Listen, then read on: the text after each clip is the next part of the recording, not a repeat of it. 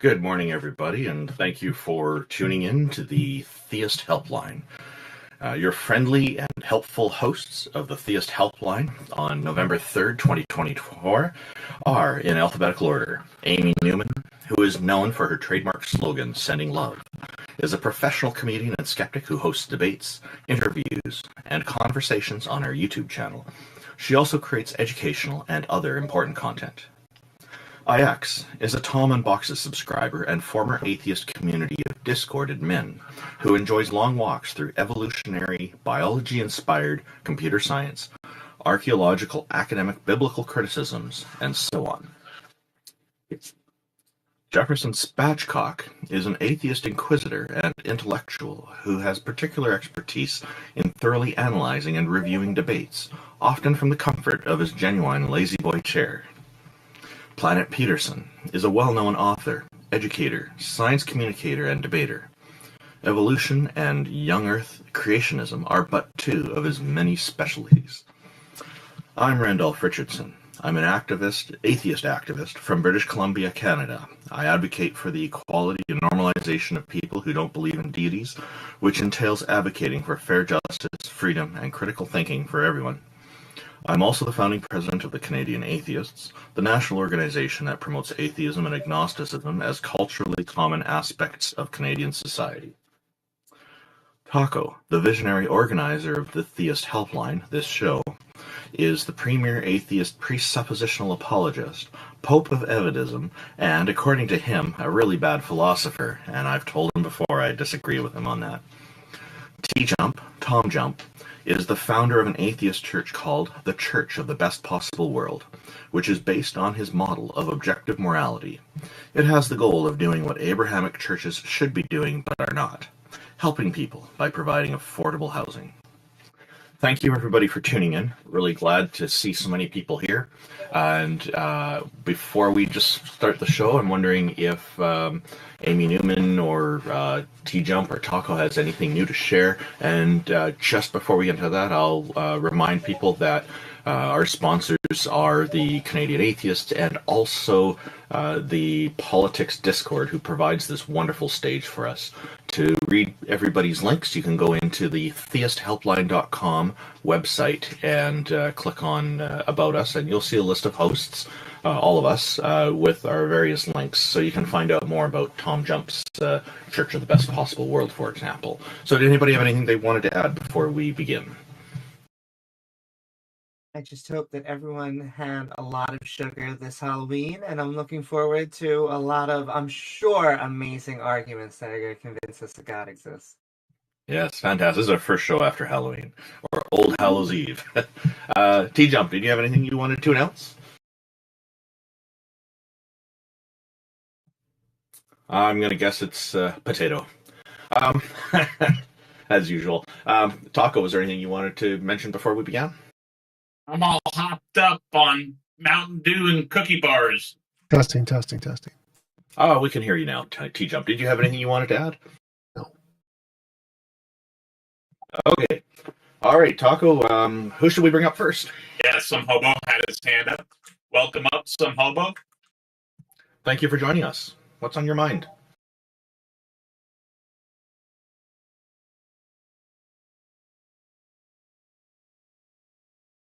Yes.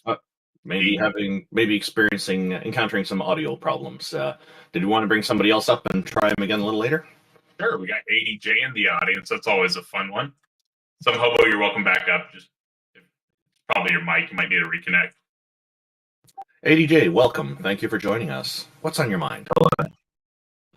Taco, I wanted to ask you a question. So could you go into a little bit more of elaboration on your quantum field theory and how you think that's a necessary condition for the universe?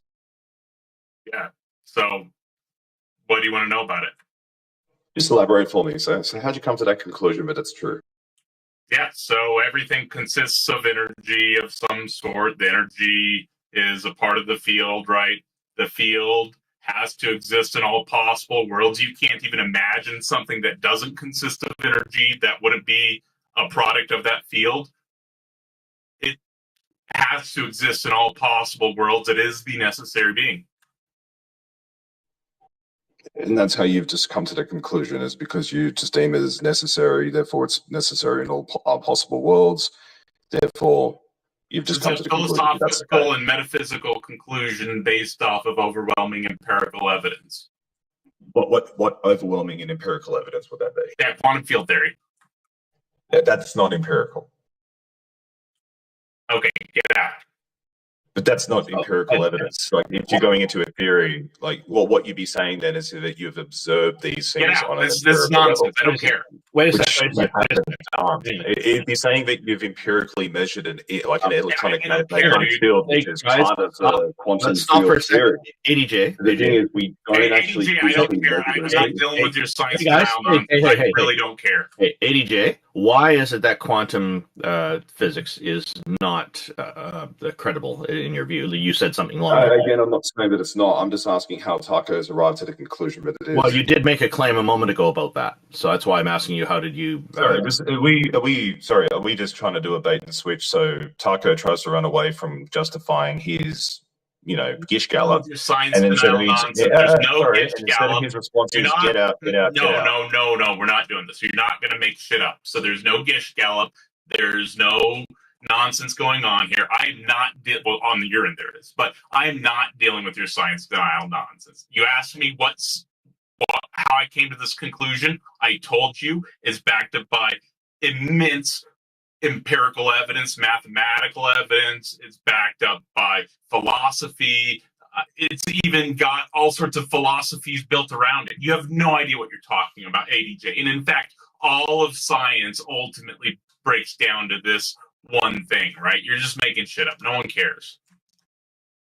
Wait, what was the question? He's asking me to justify. He said that quantum field theory isn't empirical evidence. Yeah, I wanted to know from him how he justifies that. Wait, no, ADJ, what was the question? Is he speaking? I can't hear him. He's unmuted now, but he's not speaking. He wanted to know how quantum physics is necessary in all possible worlds. ADJ, are you there? Is he speaking? I still can't hear him. He probably ran away because he got muted for making shit up. Oh, okay. ADJ, you can talk. You're unmuted. Yeah, there's no. Sorry, can you hear me? Yeah, what was your question? We can hear you now. Sorry, my Discord interface is like messed up. So when you're talking about empirical evidence, Taco, like what's an example of that? ADJ, stop talking to Taco. What was your original question? What I'm asking, I'm asking a follow-up question to him. So when you're talking about empirical evidence, what empirical evidence would you use as an example to justify that? Wait, no, justify what? When he's talking about we have empirical evidence to justify this, what form of empirical evidence do you have to justify what? Justify that his quantum theory, quantum field theory is the necessary condition for existence. So philosophical position. Wait. So there isn't any empirical evidence for necessary beings. Necessary beings are philosophical concepts. But he just said that there was. So is Taco wrong? Specifically about quantum field theory and quantum. Sorry, fields. is Taco allowed to speak for himself? So there is empirical evidence of quantum fields, like the Casimir effect. Quantum field theory has empirical evidence. There's no empirical evidence for the necessary being part. Is that specifically the part you were asking? All right, so Taco was wrong on that. No. That it's a philosophical position. I hold up. I'll just ask my question again. So what empirical evidence do you have for it? Stop talking. So Taco misunderstood you. He was specifically talking about empirical evidence for quantum fields. That has an abundance of empirical evidence. Well, your question was specifically about the necessary being part. Is that correct? I think he missed that part. Yeah, I've heard Taco numerously say that that a quantum field is the necessary conditions for all existence. And you're asking for what is the justification that it's the necessary being? So I'm not really like TJump. I don't know who you are. I'm just interested in talking to Taco. If Taco can't speak for himself and he needs an adult to speak for him, I guess I have to talk to you. So was I correct? Your question is specifically referring to the necessary being part, and that's the part you're asking about. Well, necessary being. He's saying that. I'd like for him to clarify what he means by that. But from what I'm gathering, is that's what he's trying to establish it as. Stop. So you were specifically asking just about the necessary being part. That was your question, yes or no? Yes. Okay, great. Taco? Just so you know, you're talking to an entire panel directly, right? And you're talking to an entire panel here. It's not that somebody's covering for somebody else. It's you're talking to a whole panel. It seems like people are covering for other people. Like Taco's pretty quiet. I asked him a specific question, and it seems like he's saying something. I'm just saying, you're saying something, but you haven't been able to prove it. I already addressed your question. It was empirical.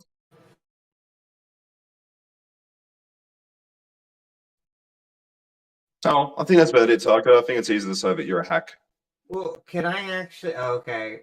No, he wants Go to ahead, Amy. Go ahead, Amy. Let's hear your observation.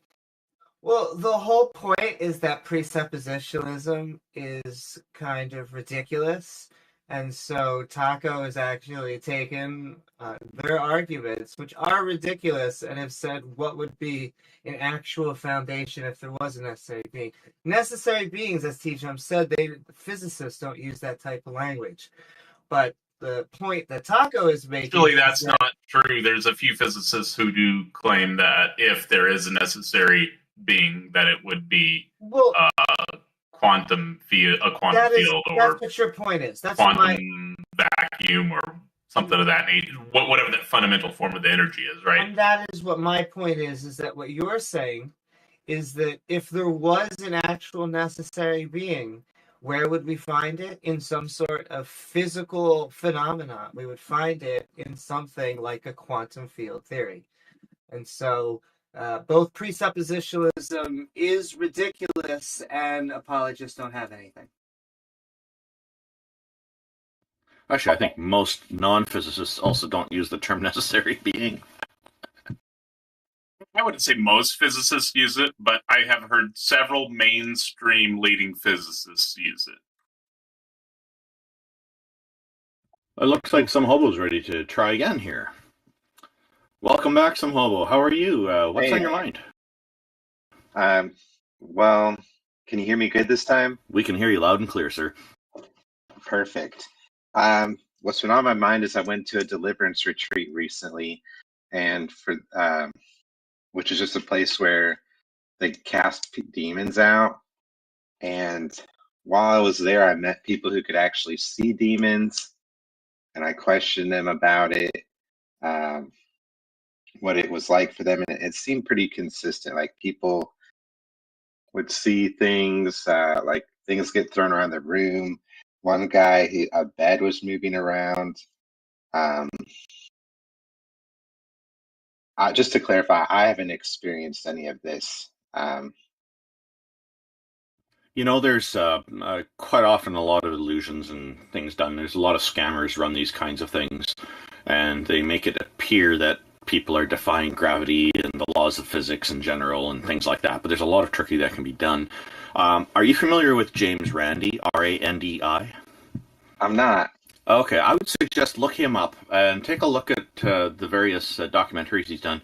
He's actually a professional musician who later on began assisting scientists because people were using magic to try to play tricks on the scientists to prove that they could do supernatural things. So what he did is he's been educating people on how those tricks work, what people are doing to make it seem that they have magical powers that they don't have. He's been making major contributions to skepticism and the fields of skepticism in science for many, many years, and really helped out a lot because once you explain to the scientists, here's the problem, here's what these people are doing, then they would set up the environment differently so that they wouldn't be able to use those tricks to prove, to make it appear that they had these kind of special powers. So I think you may find that very interesting. It may be particularly helpful if you look up exorcisms and see what he has to say on that, because I think he gets right into all of that. What was his name again? James Randi, James Randi. Is he kind of an older guy? Because I might have seen him. Oh yeah, he is. Yeah, but the contributions he's made are still valid. They're excellent. Do take a look at it, because once you see all of this, and take a look at how magic is done in general, it will be you'll see right through the nonsense when whenever you're at these kinds of events later, and then you won't be fooled. Yeah, I used to be a magician. Like for about 2 years, I'd go out to bars and do magic and stuff. And I used to be an extreme skeptic. And at this event, they never like did any magic or anything. There's nothing like where they made it look like demons were there or anything. Maybe the stories people told, it all happened at their house. Oh, I thought you mentioned. I'm sorry if I misunderstood. I thought earlier you were saying there were people like floating around and stuff like that. Maybe I misunderstood you. They were talking about times they saw stuff floating around. Yeah, it's still worthwhile looking into James Randi, especially if you have background in magic. You'll probably have a particular appreciation for what he's been doing. I think people telling their anecdotes, you have to be really careful about that kind of thing, because people can tell you what they want to see, what they think they saw, which can correlate with what they wanted to see at the time or experience, and it may not actually be accurate. And that's where, actual tests with statistically significant numbers of subjects and whatnot is very important, because if you have 10,000 people who are, or even 1,000 people who are experiencing the same thing versus just one, then okay, and you're saying 950 out of those 1,000 people are giving a consistent response, okay, that's something to look into. But just one person or 5 people or 12 people saying this is really not enough. Yeah. Everything that they said could be fully explained by natural phenomenon, and when tested under scientific conditions, every single one of the claims about the supernatural has been proven false. So when they're in their own home and there's no controls, they see things they can't explain, and so their brain makes up an explanation that fits their worldview. When tested by science, their explanation fails. When in a convention where there's lots of people who have similar kinds of beliefs, they can all construct the same stories, which makes them consistent. But when tested by science, they all fail. There's never been a case where any evidence of demons has ever been shown to exist outside of the imagination of the people who believe in them. And to go even further down the rabbit hole, the field of psychology can get into how this stuff spreads from person to person, how people are amenable to believing things that aren't true and whatnot. But I'm now completely curious. What kind of demons do you think exist?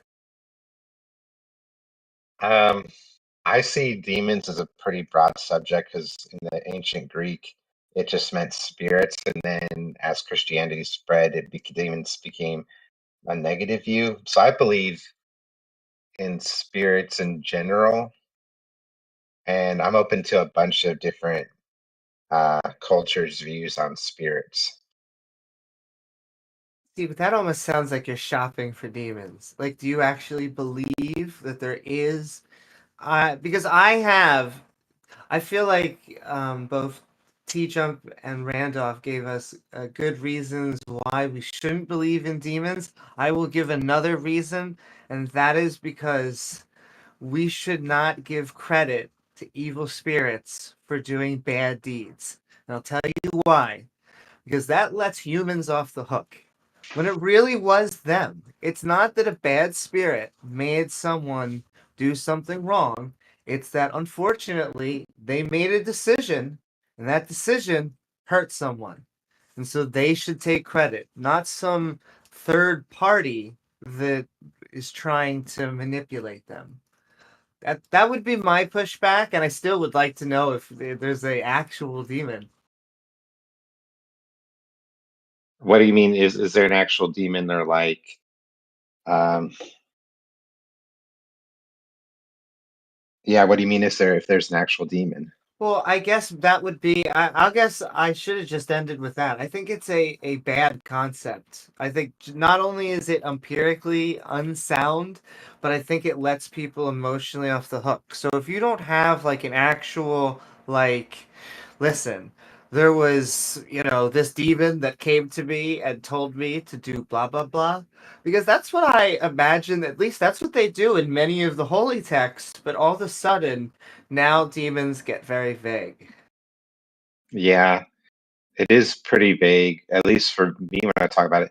So I guess I'll say this: after this experience, I do believe human nature. We do we're still responsible for how we act. I guess how I see demons is there's Satan, who's the one who's the leader of all demons, and in our thoughts, sometimes a demon does speak, and I think that sometimes the Holy Spirit does speak too. Even though, granted, most of the time it's our own inner dialogue. So I think that's how we get tempted by demons. So it is Satan. Well, what do you mean? Like Satan's the one who's in charge of them all. And I But guess my question would just be, what evidence do you have that a Satan exists? Yeah, this isn't necessarily evidence-based. I'm just searching still from what people see in things. James Randi will serve as a really great spirit animal for you. All right. Well, thank you. Seriously, do look into his stuff. I think, given that you've done some magic in the past, you'll probably have a particular appreciation for him because he does talk about magic quite a bit in his earlier works. James Randi? Yes, James Randi, Randi. All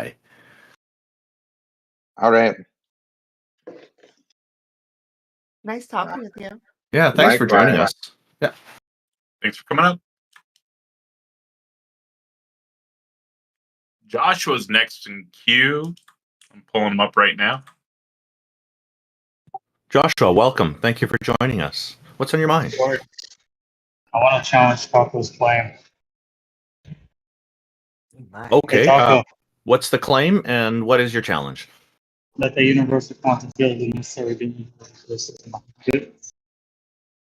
We can't even understand you. I think he said that the universe is a necessary being. Did I hear you right, Joshua? No, I said, Taco, wasn't your claim that the universal quantum field is the necessary being? What that fundamental substrate would be the necessary being. You said what? Whatever that fundamental substrate is, which I call, and actually TJump calls the universal quantum field. I kind of stole it from him, but on that name specifically. But same. I mean, it's the same thing, right? I mean, it's just whatever that fundamental substrate is, that quantum field or quantum void, whatever that ultimately breaks down to, that fundamental form of the energy. Okay, and what entails its necessity? It has to exist in all possible worlds. You can't imagine anything that exists or could exist that doesn't consist of energy, right? There's no possible thing that exists without consisting of energy. I agree with that part. So, would you say? Then you agree with my position and TJump's position and several physicists. Earlier, you made the claim that it's responsible for the current state of the universe we live in, correct? That's correct. Yes. Okay, is that what everything was derived from it? Okay,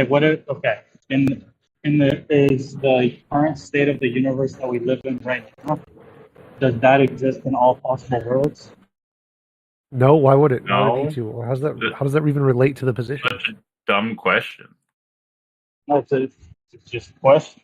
If the necessity of the universal quantum field is based off of the current of the creation of the current state of the universe that we live in, if there's a possible world where the current state of the universe we live in doesn't exist, there goes its necessity.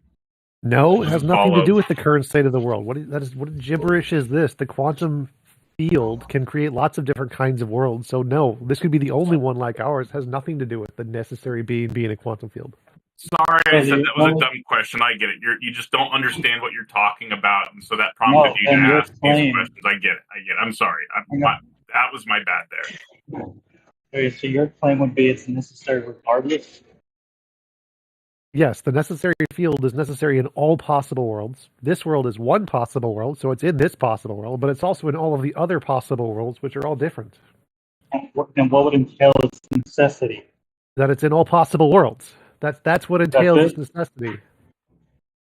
Yes, Is there any way that's contingent? literally the definition of a necessary being. Like, just if you go to any Is there philosophical any? definition, it's literally just defined as a being that exists in all possible worlds. That's what it means to be necessary. And it can't be contingent, right? What? No. Just a necessary being is just a thing that exists in all possible worlds. That's all it means. That is the full extent of the definition. There's no not contingent in there. It's just a being that exists. Well, I'm reading in it all right now, and it worlds. says cannot fail to do so.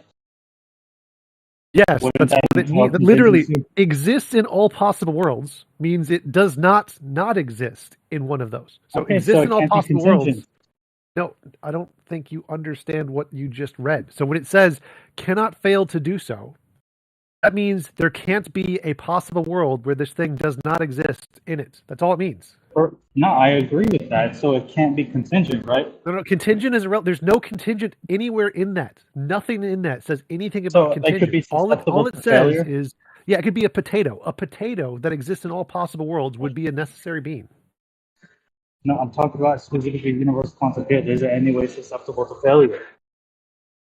That doesn't even make sense. That is an incoherent sentence. It exists in all What? possible worlds, and there's no possible world where it does not exist. Okay, so it's not susceptible to failure. That doesn't make sense. Failure is like when a bridge collapses because there's too much force on it.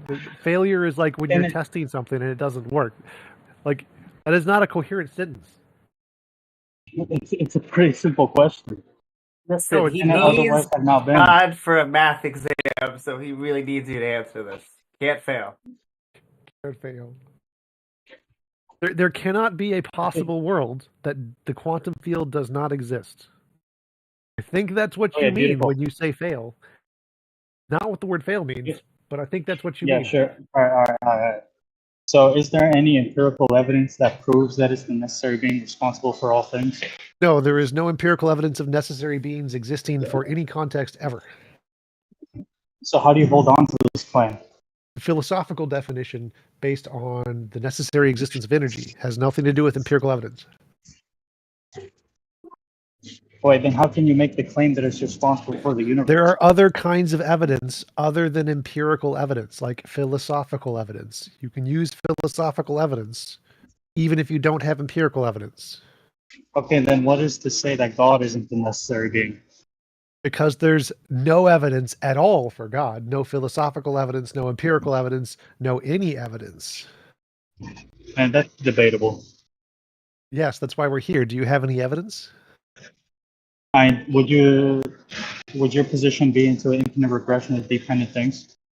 No. What does that have to do with the evidence? What is your evidence for God? Like we've just been saying there's a necessary being, so clearly there's not an infinite regression because it goes back to the necessary being, which is the quantum field. Do you have any evidence for God? Because we have lots of evidence for quantum fields existing. Is the quantum field conscious? No. Okay, then how are we conscious if we lead back to it? Do you have a stomach? Yeah. How do we have a stomach if stomachs aren't in the quantum field? Oh my God! It's like I'm asking you. Exactly. Oh my God! So there's this thing called emergent properties. You have a stomach, you have a heart, you have eyes, you have poop. None of those things are in the necessary thing. You don't even believe God has like a stomach, right? How do we have a stomach if the necessary being doesn't have a stomach? Kind of what I'm asking you, if anything. Yes. If there could be an infinite, if there could be a regression going back all the way to the necessary being, and you just said the necessary being isn't conscious, then how can we be conscious if it goes back to it? Bro. TJump just gave you the answer. Does God have butt hair? If somebody just explains to you how this process works from the Big Bang to today and how the stomach developed, would you no longer believe in your God? Why my stomach? I didn't ask about my stomach. I asked about. Well, I'm asking you, right? Well, I was trying to lead into this. So, does God have a stomach? In the incarnation, yeah. No. I mean, like the previous God, the necessary being God. Does the God before Jesus have a stomach? Like the non-physical one? Oh, like a physical one, like a physical organ that is a stomach. No, I wouldn't think so. No. But he created this other stuff called matter, and matter combined to produce emergent things like organs, right? So God, the necessary being, doesn't need to have all of the things we have. Doesn't need to have those. So a quantum field can produce like matter and energy, and that matter and energy can combine to make other stuff like stomachs and consciousness. And those are emergent properties. They don't exist in the fundamental nature of reality. They're a product of combinations of other things like matter and energy. So just like you believe the God doesn't have a stomach because stomachs, physical stomachs, are not a part of the necessary nature of reality, the quantum field doesn't need to have consciousness because consciousness is like a stomach. It's an emergent property. It's not fundamental. It is a product of other things. Okay, so why does that completely cut out the God theory? Because God's conscious. And consciousness is like a stomach. It's an emergent thing. It is a product of combinations of other smaller things. So if God has a consciousness, God is contingent. Wait, how does that make God contingent? Because consciousness is by definition contingent. Consciousness is a combination of other smaller things. But omniscience is not a thing. Literally impossible. Okay, but for God, I'm saying. Omniscience. It's literally impossible for God. Like there's a proof of this. It's called Gödel's incompleteness theorem. Speaking, would omniscience be contingent? Omniscience would be contingent on consciousness. Also true. That's a good one, Randolph. That's good. How? How can you know things if you have no consciousness? All right, but no one's saying that God could ever be unconscious. No. So can you be unconscious, have no consciousness, and also be omniscient? No. So omniscience is contingent on consciousness. Indeed. Mm-hmm. Yeah, but with my God claim, that wouldn't be.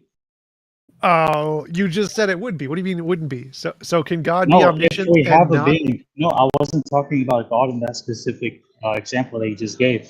Let me clarify. With my God claim, God can't ever be not conscious.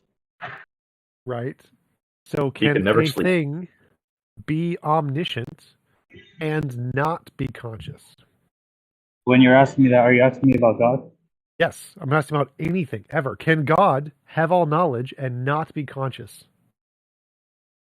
He can't be not conscious. Right. So there's no way for him to have omniscience and not be conscious. You're confusing with what I'm saying. I'm saying he can't ever lose his Can the consciousness. quantum field be omniscient and have all knowledge even though it has no consciousness? No.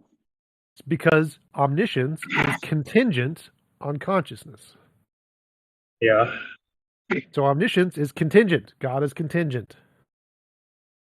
I just said that he can't lose his consciousness. He can't just like get out. Right, we don't care about that part. We were caring about, is omniscience a necessary property or is it a contingent property?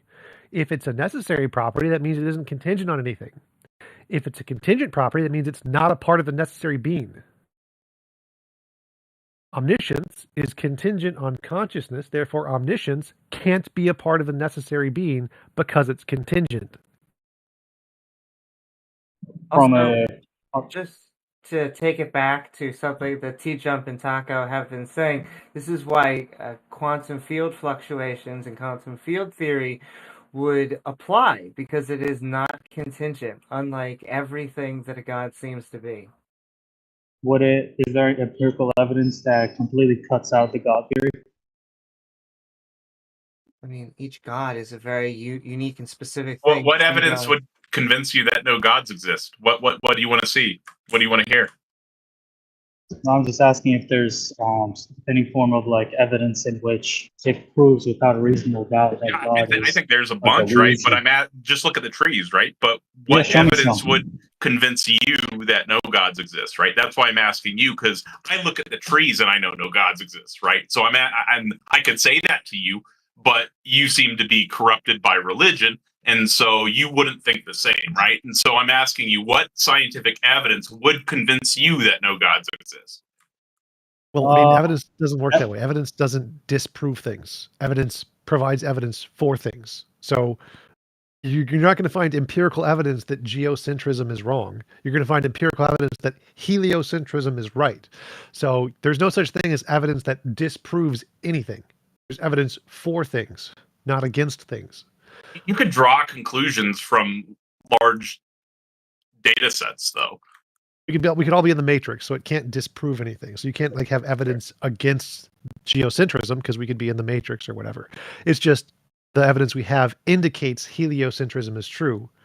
And so there's never any evidence that disproves a hypothesis. It just doesn't work that way. You have evidence for a hypothesis. There's lots of evidence for quantum fields. There's lots of evidence for the fundamental nature of reality not being conscious, because consciousness is an emergent property. There's lots of evidence that it's not omniscient, because omniscience is contingent. But there's no evidence that disproves God. There's no evidence that disproves the quantum field. You can't disprove things with evidence. Is there any empirical evidence in which we can see, like going back before the Big Bang was a dozen years that SMA is missing, that the quantum field is responsible? Yes, there's evidence that the quantum field existed before the Big Bang. Yes. There is no evidence a consciousness did. What? Is responsible for the current state of the universe that we live in, like it's the cause of the Big Bang, for example. Yes, so there's evidence that the quantum field is the most fundamental thing that is responsible for our current state and everything else. Can I see it? Sure. It's called quantum field theory. There's evidence of the Casimir effect. Google the Casimir effect. It's great evidence of quantum fields. You can Google the evidence of solving general relativity without the time variable, which means it's outside of time. So yeah, there's. But how can it be outside of Casimir time? effect. Time is our constant. Because time and space is a single kind of field, and there are other kinds of field that exist independent of space-time. So quantum fields exist independent of space-time because there are other fields other than space-time. Gotcha. I'm gonna go. You said the Casimir. Casimir, Casimir. Okay.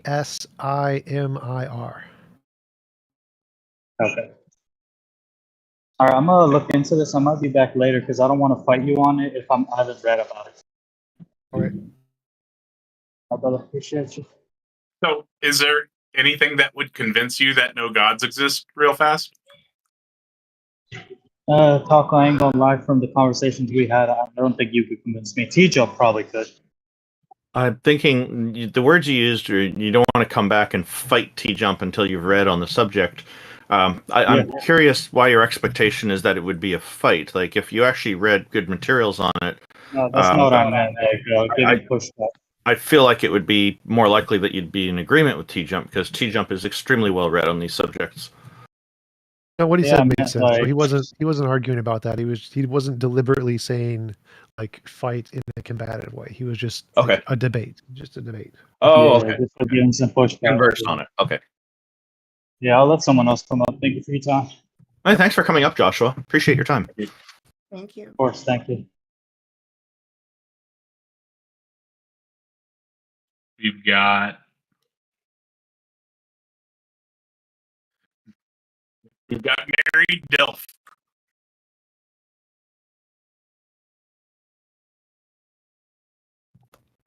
Mary Dilf?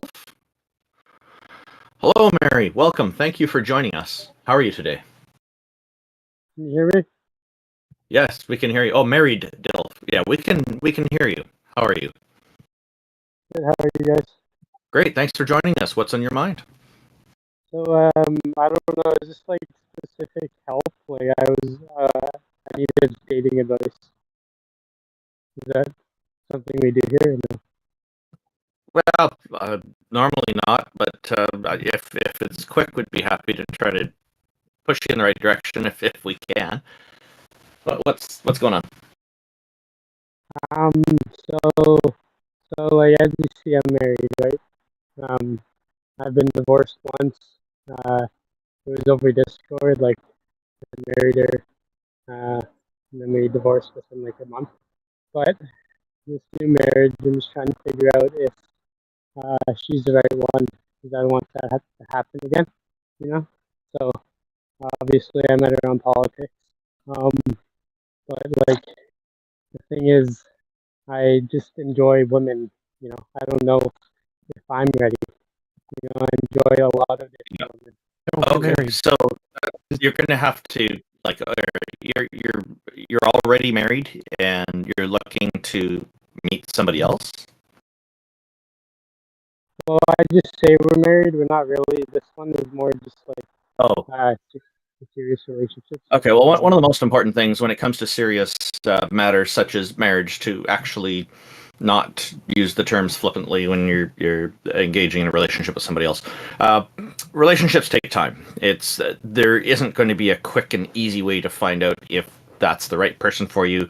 The expectation that somebody must be 100% the right person, I think, is unrealistic. Hollywood tries to depict that a lot. You're going to find, I think what tends to work for most people is that you generally agree on more things with your partner, but you may have different points of view as well, and the quality of the relationship can be marked by how well you can converse with your partner on subjects that you disagree with as well as the ones you agree with, and having some different interests as well as similar interests and same interests, I think, is very healthy and is a good thing. So it's just something you're going to have to put the time and effort into, and find out over time. Spending more time with them is probably going to be the best thing you can do. I would actually recommend the book Polysecure. There are other kinds of relationships other than monogamous kinds, and they're perfectly natural and normal. And if you understand what your needs are and you can communicate those with your partners and they're okay with that, then that's perfectly fine. So read books like Polysecure by Jessica Fern. And what's your thoughts on this? So, like, TJump is giving excellent advice here. I fully agree with that. I think that's a perfect addition to what I've said. Okay. I'm looking for like a Discord wife, and then like that's just separate from my real life, you know? So then I can still have a wife in real life, and then I have my Discord wife. Is that same thing? Most important thing is that all the parties you're involved with know this about you, so that there's nobody keeping secrets on stuff like this. Because with this kind of open honesty, you will have better relationships down the road. Okay. Sounds good. I've been married 30 years, and there's stuff I didn't know about my wife until many years later, and same that she didn't know about me, because it's just not possible to know everything about your partner or partners in the beginning. That's just how life goes. Yeah.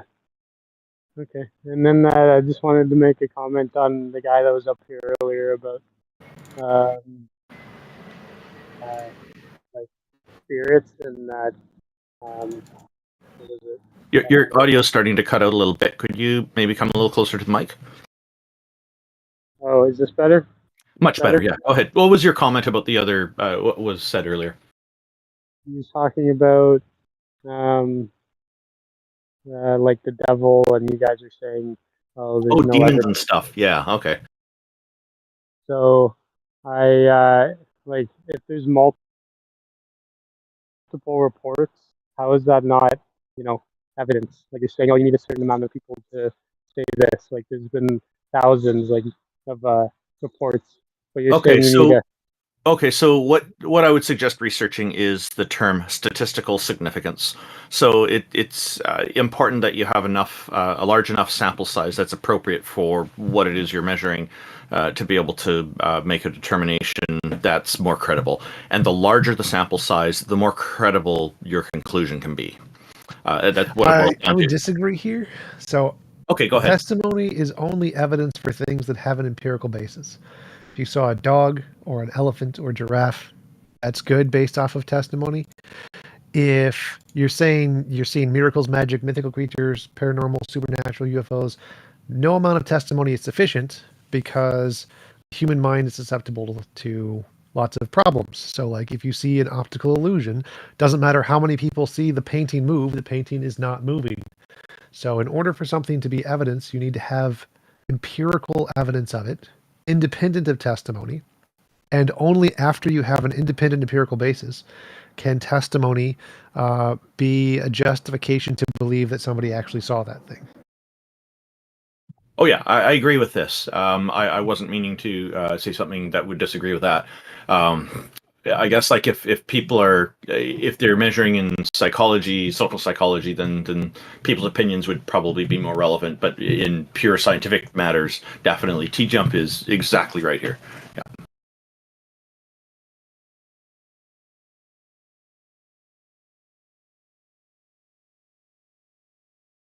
Okay.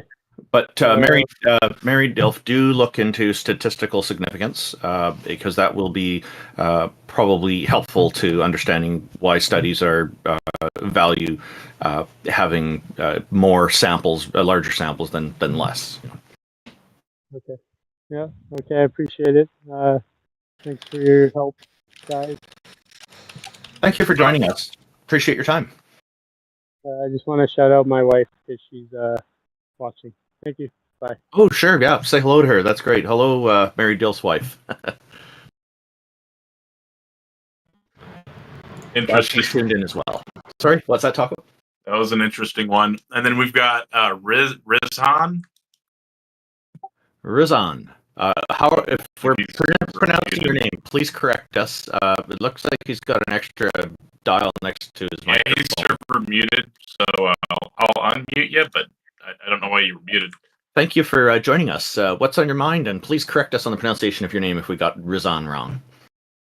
Yeah, it's just Rizzhan, but Rizzhan. Okay. I just have like one main question. So earlier, TJump and you guys were saying that quantum fields are like necessary, so they exist in all possible worlds. So what type of necessity are you talking about here? The philosophical kind, where a necessary being is a being that exists in all possible worlds. That's what necessary means. I'm asking about the model scope. What models? That's just the definition of necessary. There's No, no the like modal scope. a modal scope. What do you mean modal scope? Necessary just means exists in all possible worlds. There's not like an alternative definition with different scope. Necessity. Not for necessary beings. There's not. What are you talking about? There's epistemic necessity. There's logical necessity. Metaphysical. So epistemic necessity is how you know things. Logical necessity is like defining systems of logic. There is no real thing there. When you're talking about ontology, a necessary being is an ontology of a thing that exists in all possible worlds. Look, so I'm just going to take it that you mean metaphysical necessity, but also just to correct you on logical necessity. Logical necessity just when the negation of that proposition or the negation of the truth of the proposition entails some kind of contradiction. Just to correct you there. So no, that's incorrect actually. So that part's wrong because actually there are non-standard logics.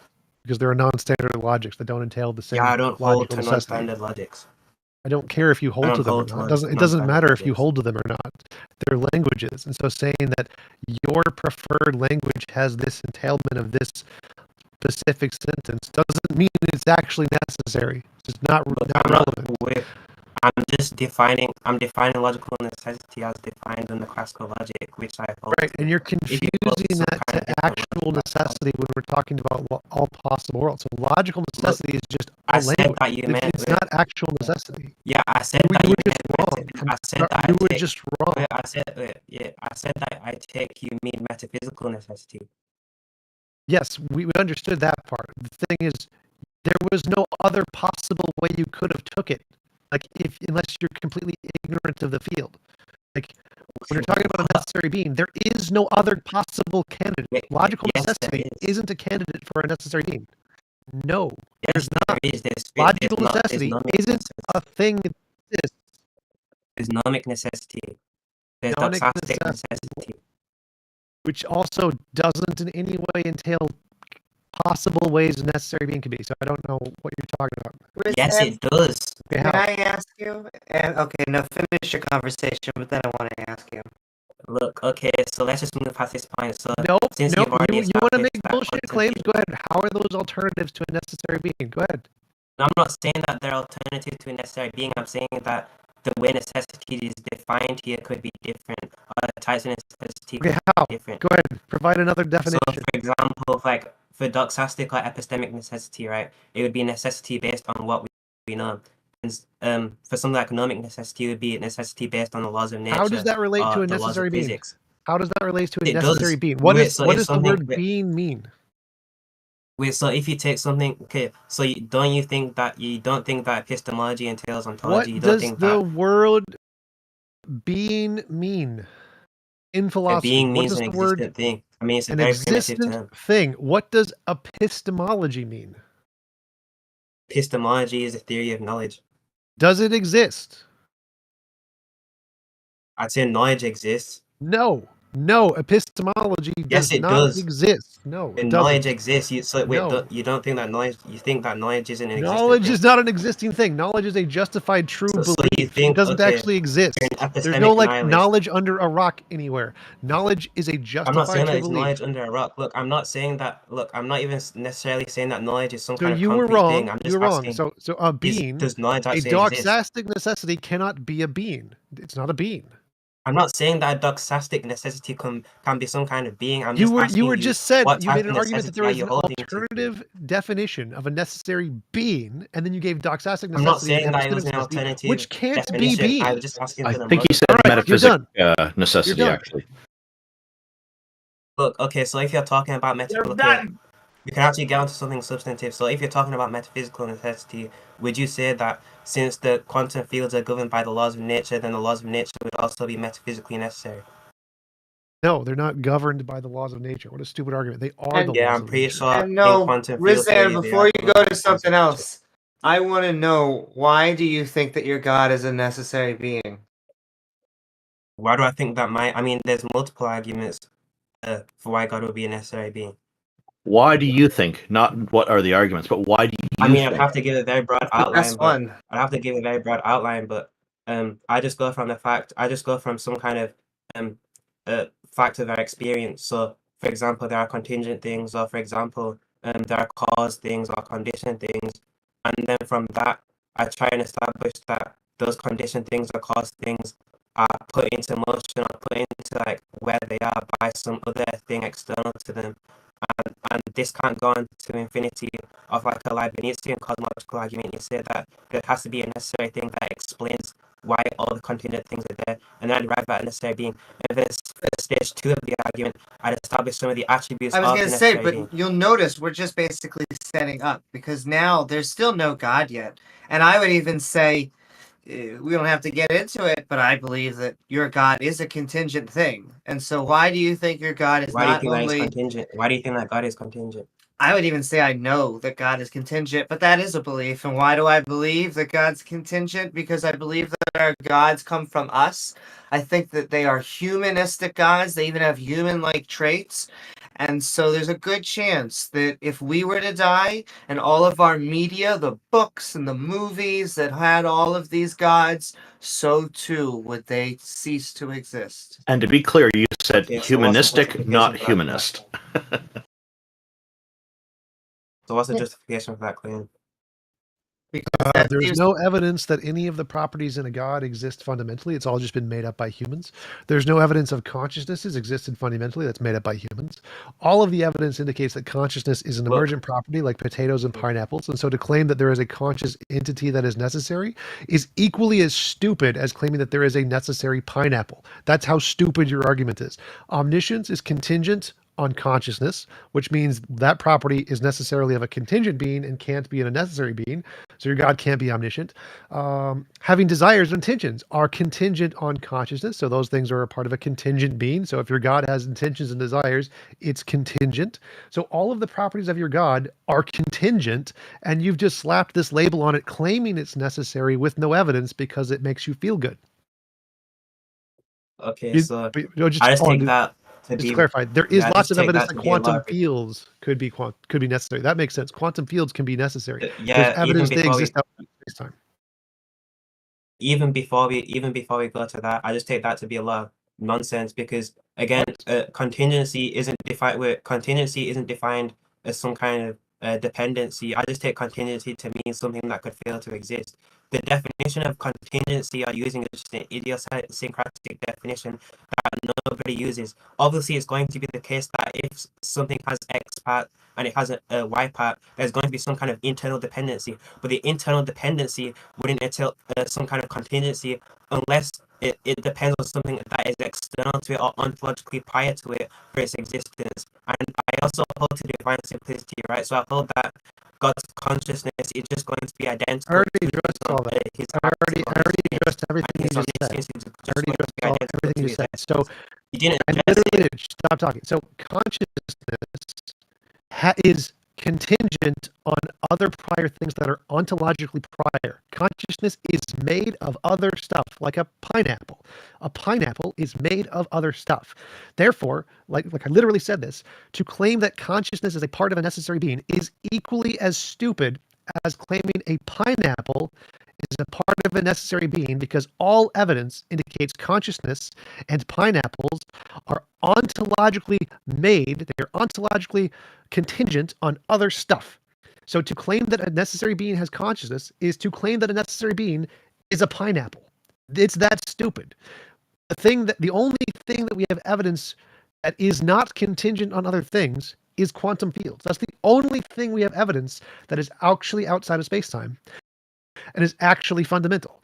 Not consciousness, not omniscience, not knowledge, not intentions, not desires, not motivations. Nothing about your God could qualify as a necessary being. Nothing. It's all human properties that you slapped on this stupid label of divine simplicity, which has no basis in reality. It's just made up. I can just say a pineapple is a divinely simple thing. Is that stupid? Yes, because it's exactly the same thing you're doing. There is no evidence of any of the properties of your God even being possibility of being necessary. The only thing that has a possibility of being necessary is a quantum field. So yes, quantum fields being necessary beings is more supported than your claim, which is equally as supported that there is a necessary pineapple. Okay, so firstly, when I was talking about the contingency point, I wasn't talking about the contingency of God's consciousness. I was talking about the contingency of God's omniscience, right? Because you said that God's omniscience would be dependent on his consciousness. What does this have to do with anything I just said? So all of the properties of God are things which we know are composites. None of the properties of the quantum field are composite. Look, I'm going to get to that. You're starting with something that's irrelevant and doesn't in any way address any of my points. Skip to the part that actually matters. That's why I said that I was just going to get to Stop talking about what you're going to get to and just get to the part that matters. To it. Skip. I'll go. get to it. Okay. Go. So how the Neoplatonists and how we get to a being that's absolutely simple or divinely simple is by saying that, well, there are things in reality which are ontologically composed, which means that they have parts. Now, those parts could have more parts, and then those parts which have more parts also have parts, and then that could just keep on going infinitely. Then we say, well, this can't go on infinitely because that's a per se. I don't care about the causal chain. None of this. Stop. Start with the properties that you think exist. Yeah, I just said that. Okay. Consciousness. Okay, so the main properties. Stop. Consciousness can't be. Okay, so prove that consciousness is an emergent property. All of the evidence we have is that it's a composite. That's it. You're done. I didn't ask you to restate the claims that you made earlier on. I asked you. I'm giving you a burden of proof. The burden of proof has already been met in the entire field of neurology, psychology, cognitive science, philosophy. Look, I'm not asking you to there is zero evidence that consciousness. Stop talking. Your server muted. So there is zero evidence that consciousness can exist as a singularity. That's just made up bullshit that you hold the burden of proof for. You have to prove that consciousness can be outside of space and time. I don't. All of the evidence is already on my side. The burden of proof has already been met that consciousness is not outside of space-time. That burden has been met. You are making a new claim that it actually does exist outside of space-time, that it's a singularity, that it's some pure essence bullshit. And none of that has any basis in reality. It's just shit you've made up in your brain. So you hold the burden of proof to actually demonstrate that. Until you can demonstrate that with empirical evidence, it's just you making shit up. So I've already met the burden of proof. I have empirical evidence that consciousness is a material process in all of the fields of science, and there is an abundance of it, and you have no evidence that it is not a necessary being or not a composite, you hold the burden of proof for that.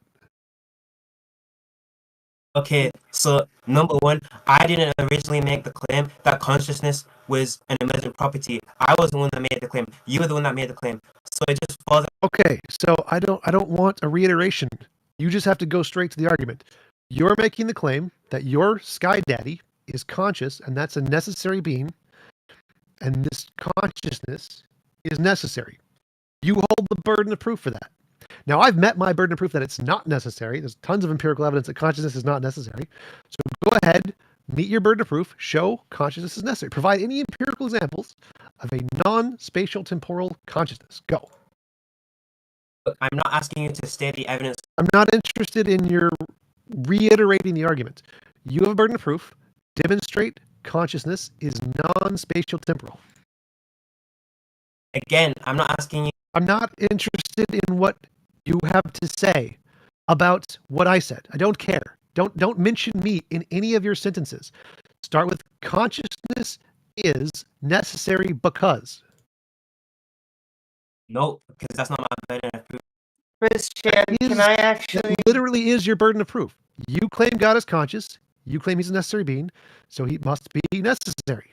That's your burden of proof. I'm going to hand it back over to you, I never claimed that he was conscious. But you claimed that he wasn't conscious. Where's your evidence for him not being conscious? You can't just shift the burden of proof when you can't give any evidence. Because consciousness is contingent on other things, and thus he wouldn't be a god under your own definition.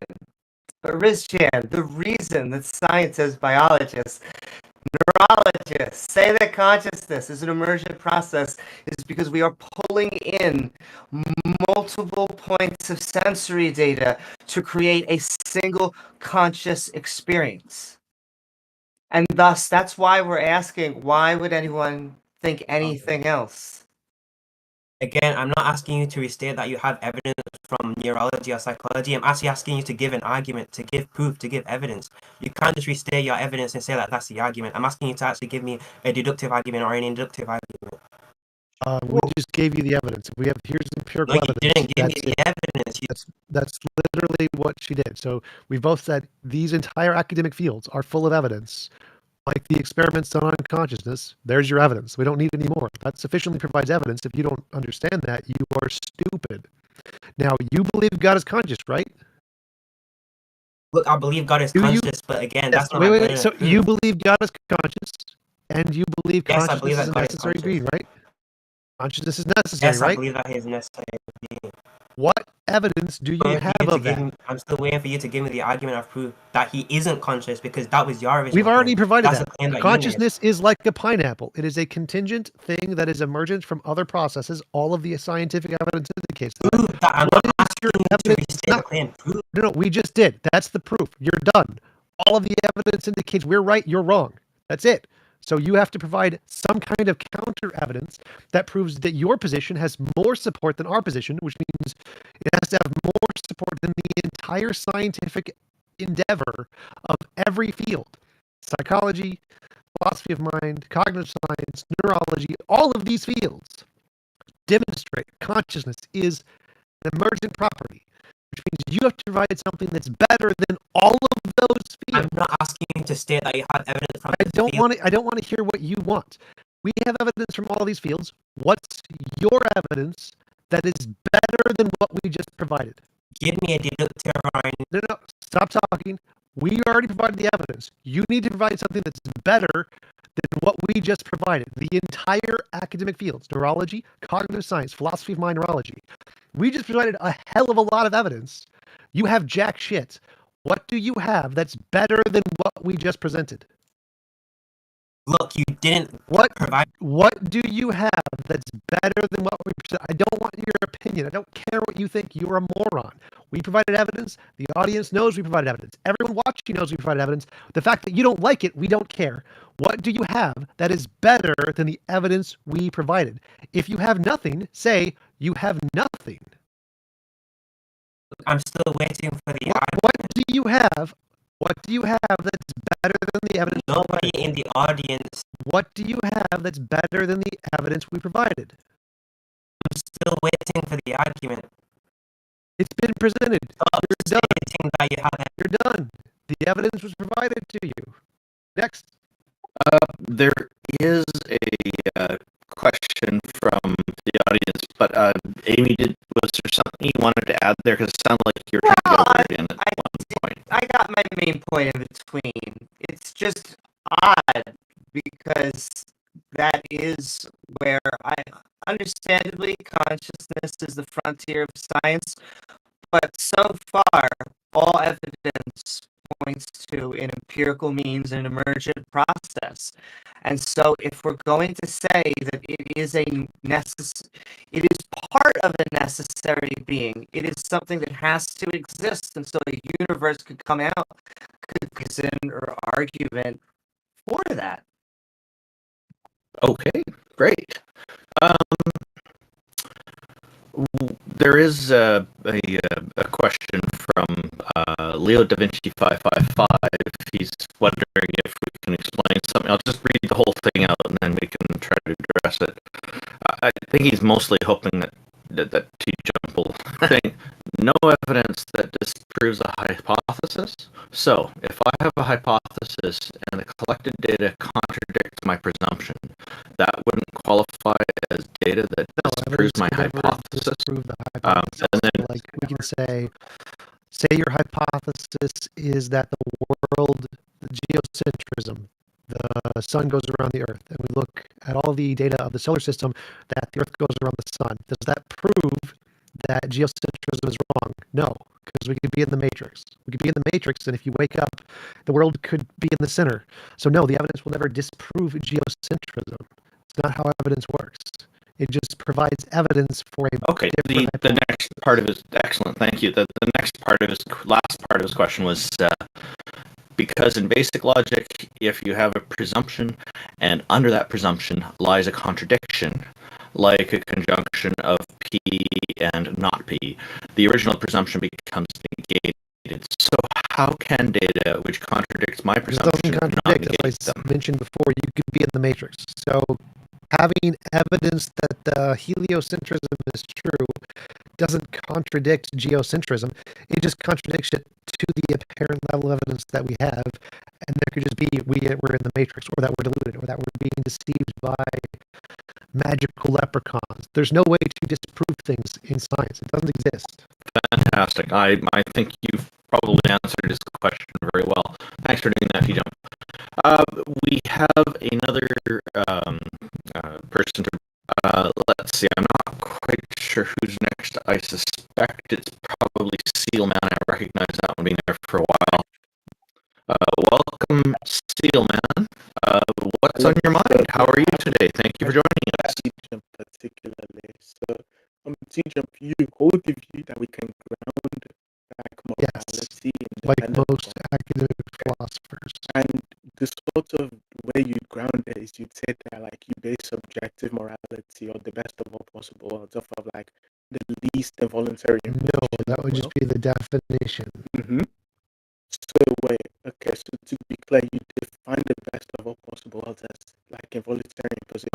That's the definition of morality. Immorality is an involuntary imposition of will. The grounds of objective morality is just anything like objective morality is defined as a truth claim that is stance independent. So just if there's something that makes moral claims true, there's a moral platonic object. Objective morality would be true without God. Okay. If there's a law of physics that makes it true, it would be true without God. If a priori abstracts were existed, that would make morality true without God. Objective morality, and so you can't have objective morality with God. So yes, there are lots of ways to ground objective morality without God. The way I define objective, I think the objective moral standard is the best of all possible worlds, where it's impossible to force anyone to do anything they don't consent to doing. That's what I think is the perfect moral world. So my question is, why would I grant that involuntary positions of will? Because it follows the evidence of morality. So the evidence of morality we have are patterns in moral intuition, moral progress, and moral dilemmas. That's all of the evidence anybody has in every field, including God, including the Bible, for what morality is. And so we find a pattern in those things. Anything that's a pattern of morality, or God that condemns people to hell without their consent, that goes against the pattern of morality. That's a bad theory of morality. A good theory of morality would be a continuation of the pattern, one that says, okay, if this pattern can keep cynically, you would say it's better than a God hypothesis that breaks the pattern. So can you please give me a sort of more dilemma or like any sort of evidence as to why our moral intuitions point towards the fact that like so there's an example of a doctor. So there's a doctor in the 1800s and he's trying to save your life. You've been shot in the leg. The doctor in the 1800s will cut your leg off, and he is moral for doing so because that's the best he can do to try to save your life. If a modern doctor in the 2000s was trying to save your life, he is causing excess harm than what he has the means to provide, because he has antibacterials. He can give you a shot of antibacterials, and he doesn't need to cut your leg off. So the same action of cutting your leg off, so the greater the amount of power you have, the less you are justified to cause gratuitous suffering. So if there is a God with infinite power, the continuation of this pattern, no one ever. A violation of this pattern would be God drowning millions of babies. That's with infinite power, he is not justified to do that. So that pattern of more power, you are less justified to cause harm, is a violation of the God hypothesis. God violates that pattern a lot. First of all, the analogy you gave me was if there's a doctor and then they try to save your life and they cut your leg off, that's like immoral. But my question is, if you think that any sort of involuntary imposition of will, people would also say that the doctor would be perfectly morally justified in cutting your leg off if it was to save your life. No, the involuntary imposition applies if you have infinite power. So if you have infinite power, cutting his leg off would be immoral. He cut your leg off, that's immoral. Why is that immoral? Because he has the power to save your life by doing a less harmful means, by giving you an antibacterial. Now, if you're an all-powerful God, giving someone an antibacterial like a shot, if they didn't want the shot, would be immoral because of the morality is relative to the power that you have.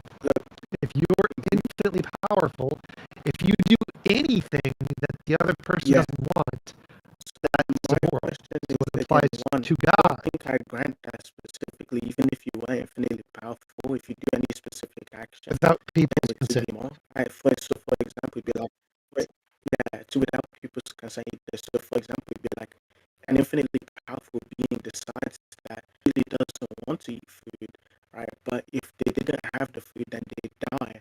Even an infinitely powerful being could feed them the food anywhere, even if they didn't want it, right? In the way in which they didn't want. But nobody would say that they're still morally unjustified. So pause. This is the kid problem. This is a terrible analogy because people just don't understand. Kids would not, it would be immoral to create a child who is intellectually incapable of understanding its own situation. So if a God existed, he would only be able to, so if there is an adult who does not want to eat, and the God forces that adult to eat, that's immoral. People's intuitions would say towards like if there's like an adult. No. The point of kids are limited by biology. Can I Why are you interested? Can I finish the example? So it's like I didn't get out. So it's like if there was an adult who like really wanted to eat, but for example didn't understand him how to get the food, he doesn't like it, so he doesn't want to do it. But if he doesn't do it, then he'll die. Even if you're an infinitely powerful being, how would I grant that people's intuition suddenly sway towards the view that you shouldn't feed them the food? Because that would be even regardless of what he wants. Like if there is a human who does not want to eat, and you force them would literally assault. Okay, wait, That's do you immoral. not think people would still say that the action of like saving somebody's life by forcing Yes, them that's to do it, immoral. even if they don't It's want immoral. to, That's is horribly morally immoral. justified? Because we wait, already know it is. Yeah, why do you think people? Yeah, wait, you said people's moral intuition sway towards that view, but do you have any Yes, there's evidence? tons of it. It's called Yeah, do you slavery. have any evidence? Wait, slavery does not involve forcing people to do things that benefit them, even regardless of if they It doesn't want matter to, if it benefits them. The benefit part is irrelevant. Forcing people to do things they don't consent to doing is slavery. It doesn't matter whether it's beneficial or unbeneficial is irrelevant. Okay. The benefit is irrelevant. So, to be clear, you take the view that like if a mother forces her No, child again, to do children even if don't they don't count want to, because that's children slavery. are mentally handicapped. Mentally handicapped people don't have autonomy. They don't have the ability to consent. Wait, you don't have People who are mentally handicapped and children don't have the ability to consent. So if there was an Consent, violations of consent apply to adults. So an adult who doesn't want to eat, if you force them to eat, yes, that's assault, So that's immoral. if there was an adult, for example, who like there was this set code of life which people had to live by to make society as like useful as possible, right? And it benefited everyone in society. They really didn't want to learn it, right? However, by them not learning it, they would deeply they would deeply inhibit society's progression. You think that taught it to that person anyway? People would consider that not only that's slavery. Yes. Heavily immoral. Yes. Wait, you also think people would say that's heavily immoral? If you are forcing people to learn things, I don't. If you don't grant it, you don't understand morality. If you're forcing people to do things for society that they don't want to do, that's slavery. So you agree that if there's like if there are prisoners who want to do that, who like are being forced to do community service to rehabilitate them, you'd say that's yes, in the best of all possible worlds, if we could just like cure their disease, that would be the best option. Yes. And so, to be clear, whenever you said that, the sort of justification you have for your view is because it aligns with people's moral intuitions, right? But then moral intuitions, moral progress, and the moral dilemmas. Yeah. So it's all the evidence of morality that exists. Yeah. So my question is, why would I grant that people's intuitions go to like straight towards that view? You can't just say what people's intuitions do without giving any sort of justification. Well, justification is the patterns of all of the changes of moral intuition, progress, and moral dilemmas over time. So if you want a particular example, like in the case of prison, people would see prison as immoral if there was a less invasive way to solve the problem, which would be like curing them, or like the Norwegian prisons. The Norwegian prisons are more moral than the American prisons. American prisons force people to do manual labor. Or the forcing people to do work is immoral. It is not the most moral thing to do. Do you think people do you think people generally hold the view that if there's like a rapist, for example, who's like raped thousands of people, that if the two options are put him in a Norwegian prison or put him in an American prison, why would people want to like grant that we should like put him in the prison? Their moral intuitions agree that yes, it's more moral to put him in the prisons where he's comfortable. Why? They have other feelings. They want revenge. That's not a moral intuition.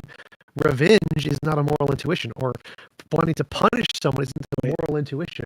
That's a different feeling altogether. So the fact that they have different kinds of feelings about the situation, and they want to punish or revenge or cause suffering to him as retribution, isn't a moral intuition. That's a revenge intuition. So, but they all agree the moral thing to do would be to let him go. Like that's just like universally agreed. The moral thing to do would be to turn the other cheek.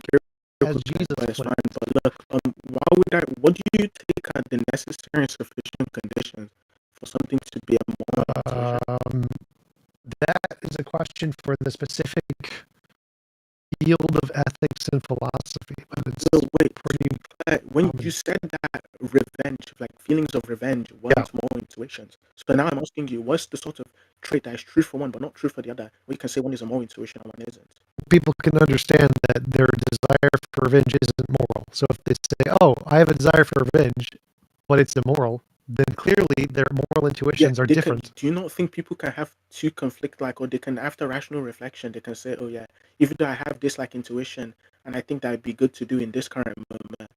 Right? After reflecting, no, that's something different. If someone says, "I have a desire for revenge," but clearly it's have a different desire for morality. they're separate things, then clearly they're No, not no, no. the same intuitions. At the moment, So like if you had a desire for revenge and said this is the moral thing to do, that would be a moral intuition. That would be your moral intuition. You think it's moral for revenge. But if you can identify that you want revenge and you know it's not immoral, then it's not a moral intuition. It's a different thing. Okay, so to be clear, do you not think that whenever people are making more like decisions, right, their emotions are now also playing a factor into that? Of course, their emotions are playing a factor into that, but that doesn't have anything to do with morality. So to be clear, their more intuitions are actually like they are inclusive of emotions as well, right? I have no idea what you just said. You're very quiet. Wait, so their more intuitions are inclusive of emotions as well, right? Their moral intuitions are a kind of thing, and emotions are another kind of thing. Can they bleed over some? Yes, but that's irrelevant to anything we've just said. No. Okay, so to be clear, I just take like sort of moral situations typically, or whenever you have more intuitions to be how people should guide their actions, which would include yourself. So if you have any sort of intuition which may force you or motivate you to act a specific way, right, over any of the other alternative ways, then it's that's literally stupid.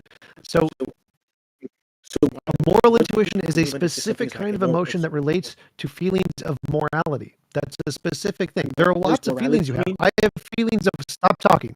There are lots of feelings you have. You have feelings of hunger and anger and disgust and lots of different feelings you have that have nothing to do with morality. There are tons of feelings. Most of them have nothing to do with morality. There's a specific set of moral feelings that you have. Those are the moral intuitions. There are lots of other feelings you have that have nothing to do with morality. Those are not the moral intuitions. So you said that we have a whole bunch of like moral feelings. So my question is, what makes something a moral feeling? If you feel that it has to do with morality, it's a moral feeling. That's it. Okay. And when people are saying, "Oh yeah, this thing has something to do with morality," what do you think they mean when they say that? What?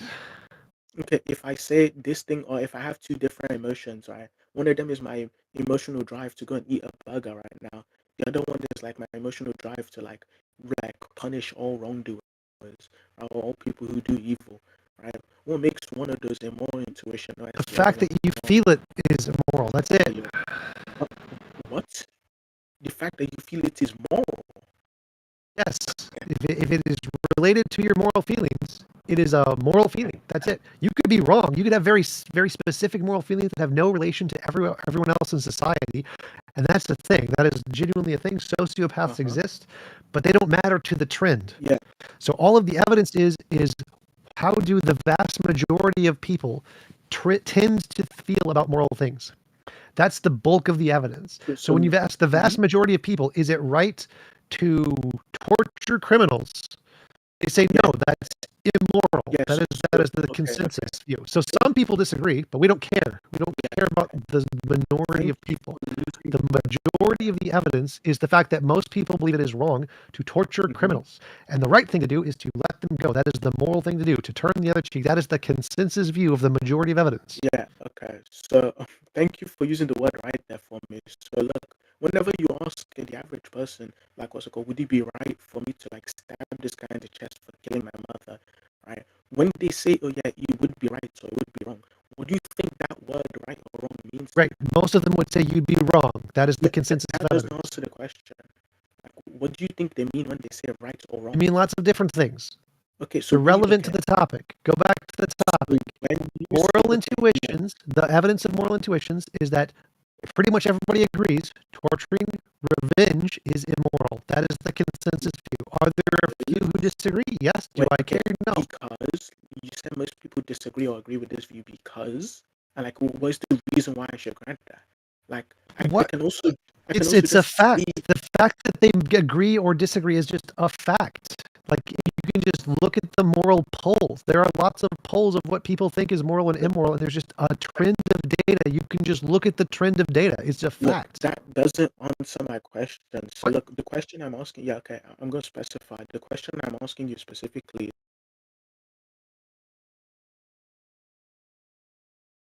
is, moral, right? And the evidence you're using for that is more intuition and more progress, right? And more dilemmas. And then when I ask you, okay, why do you think most people's more intuitions or more progress point towards the fact that every single involuntary imposition of will is immoral. You just tell me it's obvious. Oh, wait. So the conclusion that every involuntary imposition of will is immoral is the end of the argument.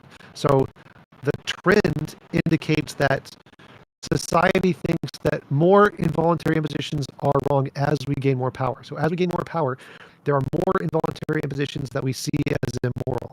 This trend, if we follow it to its extreme, would be that every involuntary imposition would be immoral. But that's the conclusion. That's not where we are today in society. Today in society, we are not at the point where everyone feels that every imposition is wrong. That's not where we are today. That is the projected conclusion of if this trend continues forever. The question now is like, why do you think people have intuitions generally that the more power you gain, therefore certain sort of intuition? That is the historical trend. That is a proven fact. Women's rights, LGBTQ rights, slavery rights, workers' rights, child rights, animal rights, literally just a fact. It's a fact that is the case.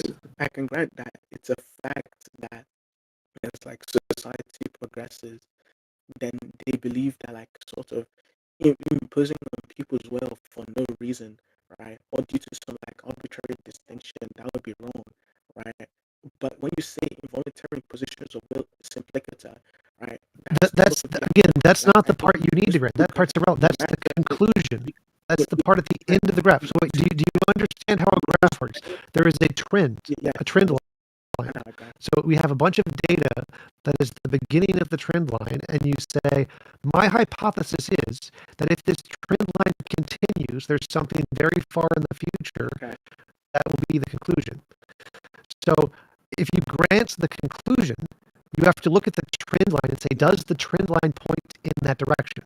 So for you to grant that any involuntary imposition of will would be wrong, all you need to do is say, if you look at the trend line of human history, is the trend that as we gain more and more power, less impositions are justified? Is that the trend? So now that you're done with that's the question. This is the question. Do you see that the trend, as we gain power, less impositions are morally justified? Do you agree that trend exists? Wait. So if that trend continues infinitely, what would be the conclusion of the trend? The conclusion of the trend would be like imposing on somebody's will without any sort of justification would be immoral. Like obviously, I don't think that actually implies any sort of mind independent system of like, this is mind independently immoral. Why can't it just be some shared sort of subjective standard that we all share?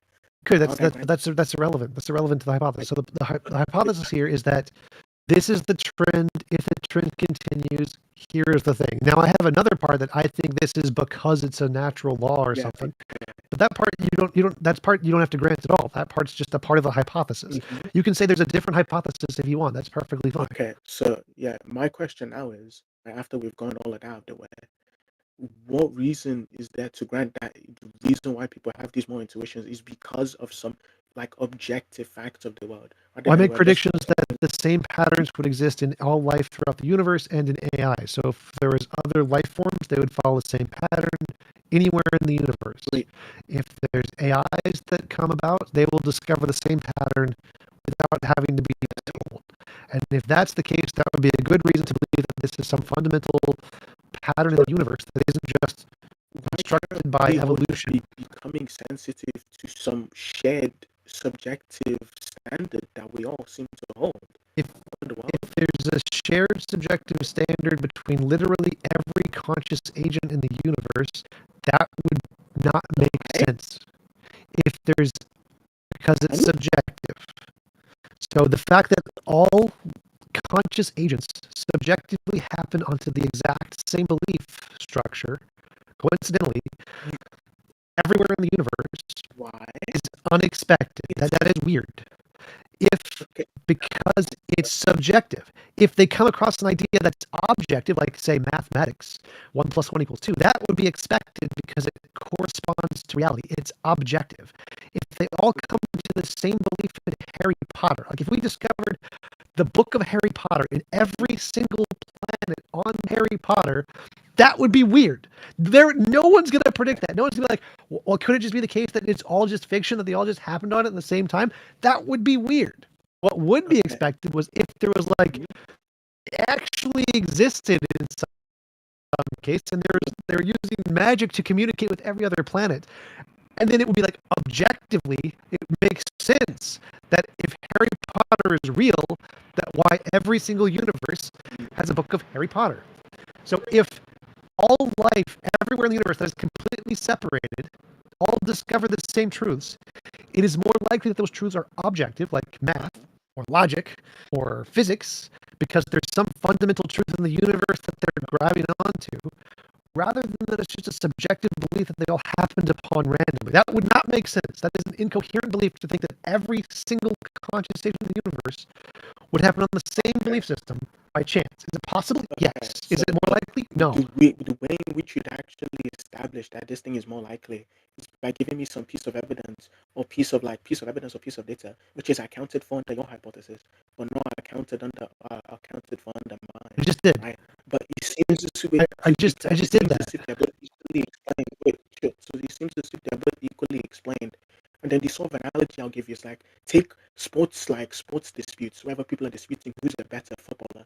Right? It seems as if we can converge onto Messi or Ronaldo being the best footballer without there being an objective stance, independent fact of one, how do we determine who's a better footballer, and two, Yes, okay, stop.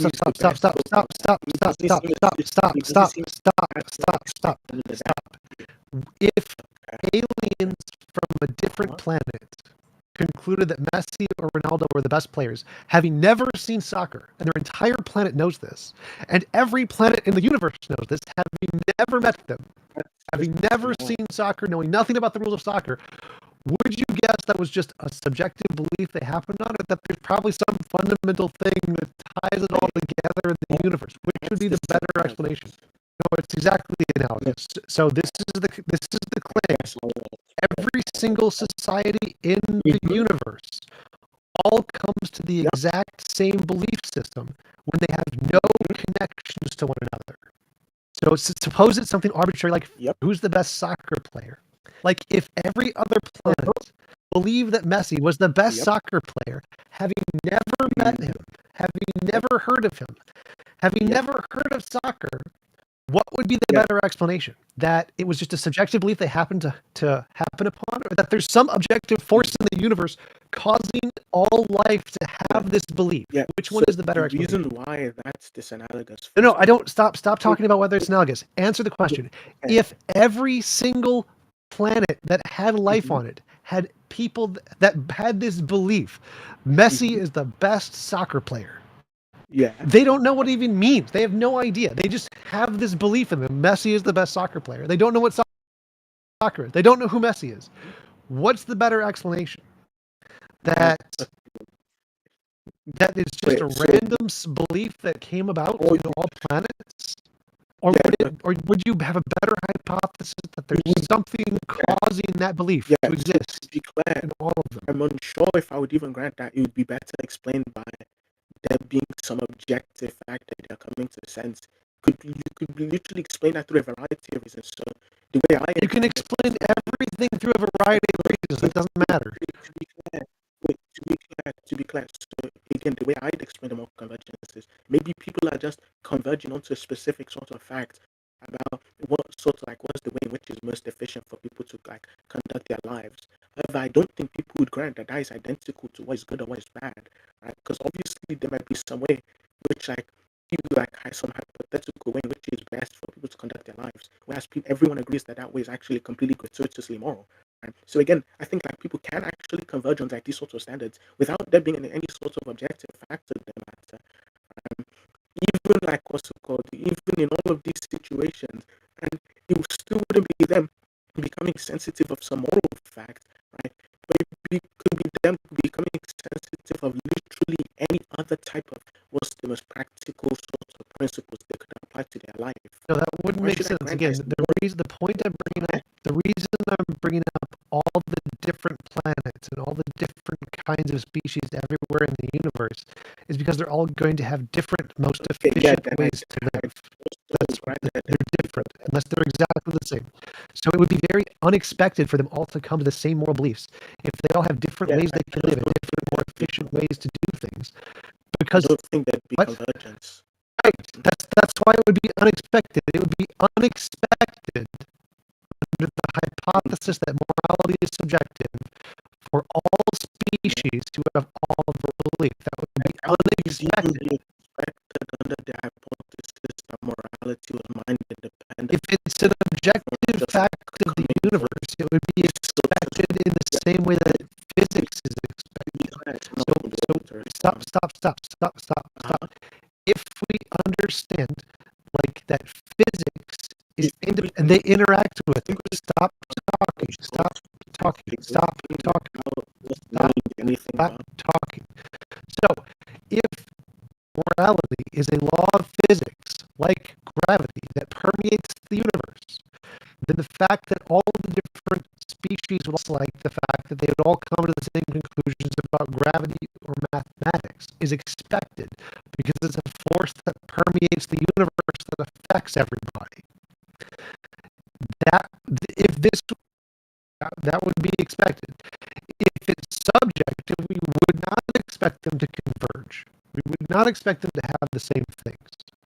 So yes, the fact that everyone would converge on the same moral feelings would be expected, like physics. That's the hypothesis. Man, can I ask you? Do you believe that morality is subjective or subjective?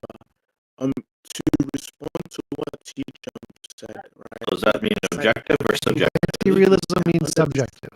Yeah, I don't. Yeah, no. Okay. You know what? It's fine. Okay, it's fine. Look, I just okay. You know what? It's fine. Look, so to be clear, to respond to what you just said, TJump, right? I just don't think. I think like okay, maybe I could grant that under the specific type of convergence that you're talking about, where people witness any sort of involuntary positions of will, yet they suddenly get this epiphany that, oh, this thing is wrong, right? Maybe I could even grant that, okay, it might seem a little bit plausible that would be like, that could point towards some objective fact, right? I could still man that. However, that just isn't how we observe convergence occur. So when you tell me that from observing convergence, we come to reality is mind independent, or there's a mind independent moral standard, right? Just like what you're saying, or the sort of evidence you have, right, just isn't there. It doesn't exist, right? You're making sorts of claims about morality, and then the evidence that you're using, and the sort of like threshold for evidence you have, just doesn't exist. Yes, that's we already admitted that. So this is a prediction about something we would find in the future. So you're saying things that I've already admitted. Like obviously this doesn't exist yet, or else I'd be proven. Do you think this is a hypothesis converged on morality and AIs who don't experience the same kind of stuff? Then that would be evidence that I was correct. Okay. What do you take evidence to be? Do I take evidence to be like anything that increases the probability that the hypothesis is true? You do not think that any of the and now just to be clear, you think that after looking at more intuition and more progress, they like at least that's just the hypothesis. So that is building the hypothesis. The evidence that my hypothesis would be correct would be if we discovered that all the other species converged on the same patterns. That would be evidence my model is correct. My model is that model, then I make predictions, and if the predictions are confirmed, that's the evidence my model is correct. So my model does not have that yet. That's the prediction that it might be discovered in the future. Just using the current models of moral intuition, progress, and moral dilemmas is just the data. And I'm making a prediction based off that data. And if my prediction is true, then that would be evidence. Do not take the view that you have any sort of evidence for more realism. I like it. Why after looking at the data, why does it sway to okay? So the reason why you're more realism isn't because you seem to have a misunderstanding about how scientists make ideas. Every scientist likes an idea and they accept it, and then they make predictions based off it. Einstein accepted general relativity before he had evidence for it. He just said, I find a pattern, I like the solution, this is it, I think it's true, and then he looked for data. This is how everything in science works. You find the hypothesis you like, you look for data, you accept it way before you find any data. I think that's how scientists literally no. This is literally a common fact that it's not. That just sounds like another empirical. No, this has been proven. Like Einstein accepted general relativity before he had evidence. He liked it. Yeah, okay. He's literally said it. You can just find quotes of like, I think this is true before he actually did any of the tests. Even give me a vague idea of these quotes? Can you tell me what he thinks it's true? Okay. Do you think he said he thought it was true before there was evidence? Literally, this is a very, very common thing among pretty much every scientist ever. They always think it's true before there's evidence. The Higgs boson, he thought it was true before there was evidence. Okay, look. Like how do you not know this? Like, how do you not know how obvious this is? Higgs boson is a great example. Higgs found a pattern in nature, no evidence for it for 40 years. He always thought it was real. Most of the scientific community thought it was real before it was ever discovered, before there was any empirical evidence whatsoever, because they liked it. It worked well. It made sense. It fit their models. That's all you need. Like, you take the data, you have an interpretation of that data. There's always going to be an infinitely many alternative interpretations. It's just the problem of determination. And there's to make predictions. And then when the predictions are discovered, they're justified in that belief. But they don't need that. They pick the ones they like and use those to try to make predictions. And that's how you make progress in science. Literally, that's all it is. Pick one you like, try to make predictions. Okay, now that you're done, so look, maybe you might have just seen different like scientists than me, maybe like in the TJumpian view of science. So this is a well-known thing in science. This is a Feynman thing. Everybody knows this. This is extremely common. Yeah, but everyone knows it, but you can't cite me a single source. Yeah, because it's like citing a source for the sky is blue. It's just so common. I don't have any sources. Just everybody already knows it. Eyes? Okay. Yes. Go ask a scientist. Go ask a scientist. Did you believe your hypothesis before? Go ask any string theory. Do you guys believe in string theory before it was discovered? Yes. Go ask any multiverse. Any multiverse theorist. Sean Carroll. Do you believe in the multiverse even though it hasn't been discovered? Like, duh, of course I do. That's why I spend all of my day working on every one of these possible hypotheses in physics, even though they've never been discovered. Hey, WIMPs, do you believe in WIMPs, even though they've never been discovered? Yes. Yes, I do. Do you believe in dark matter, even though dark matter's never been discovered? Yes. Yes, I do. This is literally just the base layer of just understanding how humans motivate themselves. If you don't know this, you're dumb. It's like saying the sky is blue, asking for evidence the sky is blue. And I say, use your eyes. You're like, no, that's not evidence. You're an idiot. This is extremely common knowledge. So now that you got that off your chest, so look, typically whenever people are making hypotheses, it's either A, they have some direct evidence for it, which directly increases the probability, or B, it like is necessary for the best explanations of the like phenomena that they see. No, literally no. Literally that isn't science at all. Do WIMPs best explain the data? No. Do new particles best explain the data? No. Are there billions of different types of new particles that can all explain the data in every possible thing in physics? Yes. Does string theory best explain the data? No. Does multiverse theory best explain the data? No. Does it make the most sense to those guys? Yes. Is there a lot of debate about all the different possibilities? Yes. Does any of that matter? No. It's irrelevant. People pick the theory they like the best, that fits the best background knowledge that they feel is most intuitively true to them, and then they try to do work on it, even though it hasn't been proven. This is extremely basic knowledge. Pick any of the modern theories in physics and you just ask them, has this been proven? Like, no. Do you still think it's true? Yes. Because it fits the past data. That's all you need. Look for a pattern in the past data, make a prediction, and make predictions. The exact same thing I'm doing. Look at the pattern in the past data of moral intuitions, moral progress, moral dilemmas. Make a prediction. That's it. This is not hard. This is not not an interesting topic or an interesting objection to bring up at all.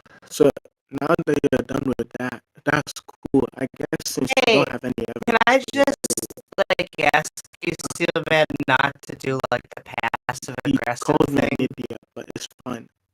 So it's cool. So look, TJump, after admitting I admitted that before you came on. That was the thing. I literally admitted that years ago. What? I like it. And the motivation I like it. is just that I don't like, or I like it more. Yeah. Okay. So you also agree that all of the sorts of patterns that you saw accounted for under anti-realism, right? Yes, they're accounted for by infinitely many hypotheses. This is literally the problem of underdetermination. Every single piece of data is always explained by infinitely many hypotheses. Do you think that these other hypotheses, like anti-realism, explain them equally as well? No. Why?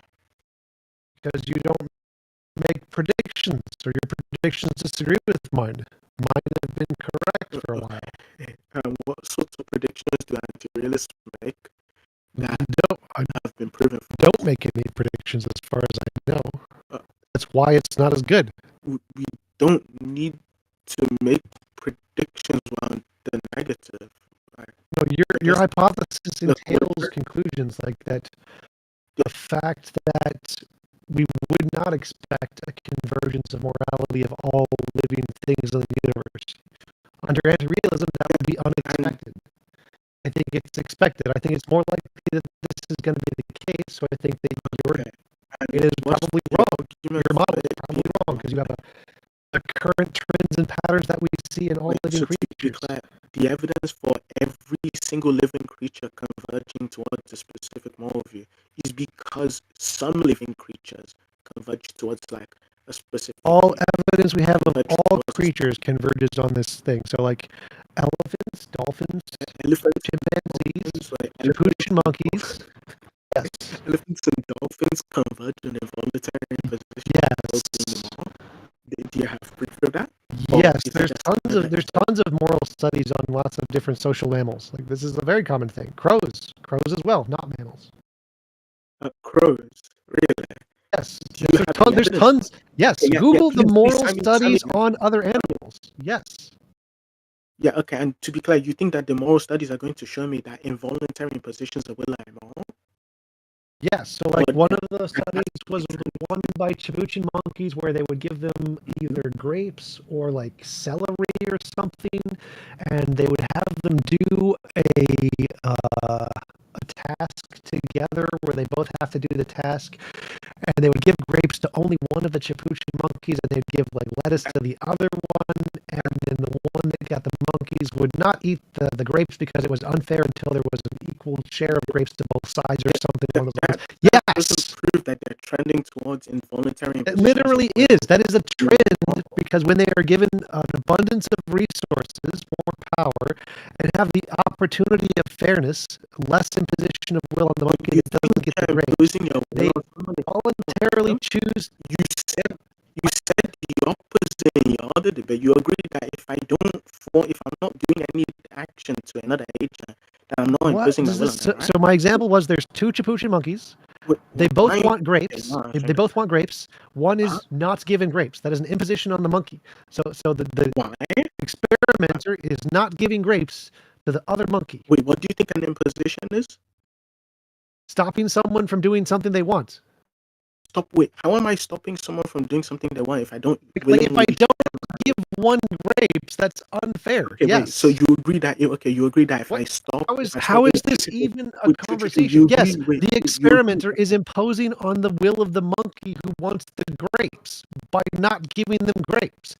If the monkey did work expecting grapes and you don't pay it with grapes, yes, that's an imposition on the monkey's will. Yes. You also agree now that stopping rape would be immoral. If you were infinitely powerful, if you're infinitely powerful, you just stop it from being able to happen. No. So to be clear, they want it to be able to happen, right? You are stopping them. That's not an imposition of will. You want getting something from someone else is not your will. So will only applies to yourself and your property. So if you want something to happen to someone else, that isn't your will being imposed upon. And to be clear, you want something, and to be in the example you gave me, you want something from someone else in the sense that they want food from somebody, or they want someone else to feed them. Right, so you agree. Yes, it literally is an imposition because the experimenters made the pattern that if you do this work, you will get grapes. Yeah. That's a payment. That's a contract. If you do this work, you will get grapes. And that was a consensual agreed upon contract by the chimpanzees. And if the other person doesn't hold up the end of their contract, though it's a violation of the imposition of the monkey because they agreed to the contract. But yes, this is an imposition. This is not even hard. This is like basic stuff. Next. We've got Alien. Those are some big circles. Yes. Hey. Hello, Alien. Welcome. Thank you for joining us. How are you today? Great. Yeah, I What just have you got got a for us? question. I'm very interested to hear the perspective of people who are. I would assume you guys are atheists. Yeah. Okay. So, what is you guys' perspective, opinion on psychic abilities? Incidental to being an atheist. An atheist just doesn't believe in any deities, gods or goddesses. The psychic stuff, reading, telekinesis, stuff like that. Most atheists I know don't believe that stuff. That would probably be more in the realm of skepticism that addresses the counters to those kinds of things. However, you're in luck because most atheists seem to be skeptics or trying to be. They don't exist. It's all fake. It's all imagination. I once thought that I could control the TV with my mind on Tuesdays, but it turned out I was wrong. Well, those must have been fun experiments. All right. So, why is it that you guys think in that way? Because every time it's been tested, it has failed. There has been an abundance of tests on parapsychology and parapsychic abilities, and they have all failed abundantly. There is, like, they succeed at the same rate as random chance or worse. So if you're just guessing random numbers, you get them right sometimes. And the same thing happens with parapsychology. You have a desire, and sometimes that desire matches where the wind blows and it happens. But the rate that it occurs is equal to the rate of people random guessing. Therefore, there's no reason to believe parapsychology is real and not just people making stuff up. And what are those studies from? Well, there's a bunch done by the government. The U.S. did an entire branch of the government based on doing parapsychology research to try and monitor the Russians. All failed. There was a bunch of research done by James Randi and other parapsychology research. James Randi offered a $1 million prize to anybody who could demonstrate parapsychic abilities. All failed. There's been a number of studies. There's a Journal of Parapsychology where they try to demonstrate these things. All failed. There was a bunch of studies done by a guy who wrote a book, a Christian guy who wrote a book about near-death experiences, about people seeing red shoes in other buildings and serial numbers on top of medical equipment. He found every single example he could in a 500-page document. All the best examples went through in a scientific setting and were discovered to be false. So every single area where these have been tested, they've all been proven false. And there's been an abundance of testing by the government, by independent agencies, by people who believe in parapsychology, and they all. Now, it hasn't helped that there have been some plumbers who've gone on and done TV shows where they search for ghosts in people's houses. It turns out that they know full well why those noises occur, and they're just I can give you an example with a ridiculous amount of documentation. So CIA Reading Room has, or type in Project Stargate, it has all the documents from Project Stargate, or that's what it is. I think it's Project Stargate on there. Anyways, just read through that, right? You will, internal memos were like, hey, we got to cancel this. This is a waste of money. The accuracy is almost indistinguishable from chance, right? Stuff like that. In the Stargate, the CIA project that's been done, correct? I've read a little bit about that. That's why I wanted to ask. Generally, when people ask me about it, I reference Project Stargate as good evidence against it, right?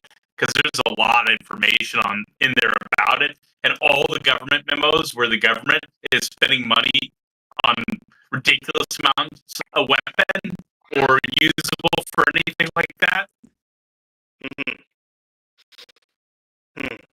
Well, in some of the things in some of the accounts when it came to Project Stargate, from what I've read and such, it seems to be that there was even certain times, well, a lot of the times they got them right. Would that be like 50-50? I would actually say look at the internal memos of Project Stargate and actually read through there. You obviously haven't read through there. You probably read some. I don't even know what you read in there, right? I never read anything like that. Well, there was one example where one of the psychic person was able to make a prediction about Saturn having rings before they had any photo at a credible amount. But that's one of the things that I've read. So, if let's say, what would I think you will be very convinced in the opposite direction if you read through the rest of Project Stargate documents. So, what would be what in you guys' opinion? What would be the most best way for you to believe in psychic ability? What would you need for you to believe in that? Sufficient evidence that it actually works, basically. What kind of evidence? Well, if somebody claims to have telekinesis, we want to be able to take them to an environment that they're not familiar with and have them perform on an object that is outside of their physical reach and be able to demonstrate that they can make this stuff happen. It would be very easy for them to demonstrate to all of us. I think the telekinesis in itself, manipulating the physical reality, we can all agree that it is far-fetched. But let's say, how about the most simplest one, which is the most migrating. Sorry, people migrate. That's a fact. He said there's nothing psychic or special about that. Right. Or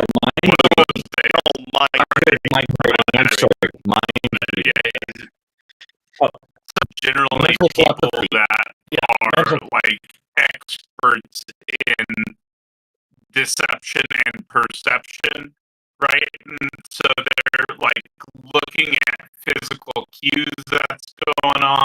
They're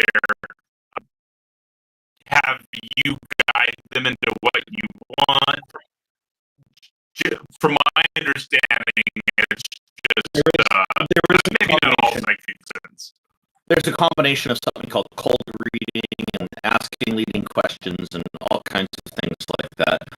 To test that properly, you could have somebody in the next room and the psychic mind reader handled in a double-blind procedure so that the people are telling, okay, they're in the next room on the other side of that wall. There's only one person in the room, the same size as this room. Tell us what number they're thinking of in their head. It's going to be somewhere between 1 and 1,000. That person looking at a piece of paper is thinking about that number on that piece of paper. Make it real easy. You know, these people, I can guarantee you, are not going to get that right unless they're making lucky guesses. That's it. They're not going to be able to reproduce it reliably. Randolph and Taco were saying cold reading really is just trying to pick up killed. I bet this amount of relatives have died. I bet if I take a guess over here, there's a 50% chance that I'm going to be right. And then there's actually hot reading, where they actually have sometimes had audiences take surveys, and then they hand these surveys to the crew, equipment. They're being fed information about very specific audience members to make it seem like they can read minds and disseminate this. And if someone would love to come forward and truly show that they can read minds. James Randi even had, I think, some people come up and try to challenge this and failed. But yeah, when you're talking about equipment, an example of the equipment would be something, a small receiver in their ear, just in their ear, that the audience has no idea it's in the presenter's ear, and stuff like that. Let's say, for example, you were to sit with a medium, which that will be a mind reader.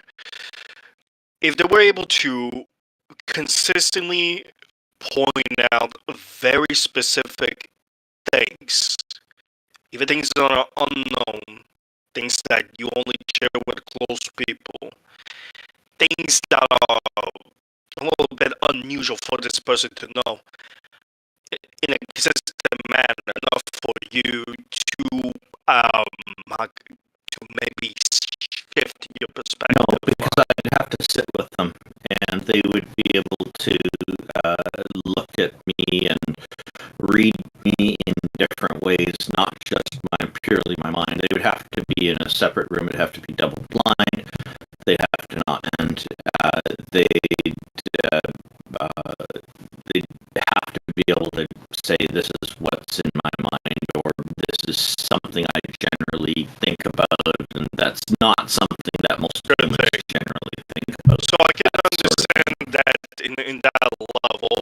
How about in both settings? Let's say, for example, you were to sit in front of this person. But if when I'm talking about specific things, I'm not talking about just hang saying, on. oh, The problem here is that we need to sit with them, and we need to interact with them. If they're going to prove that they can read minds, then they need to be able to do that without having to be able to read minds, period, without any other kind of interaction.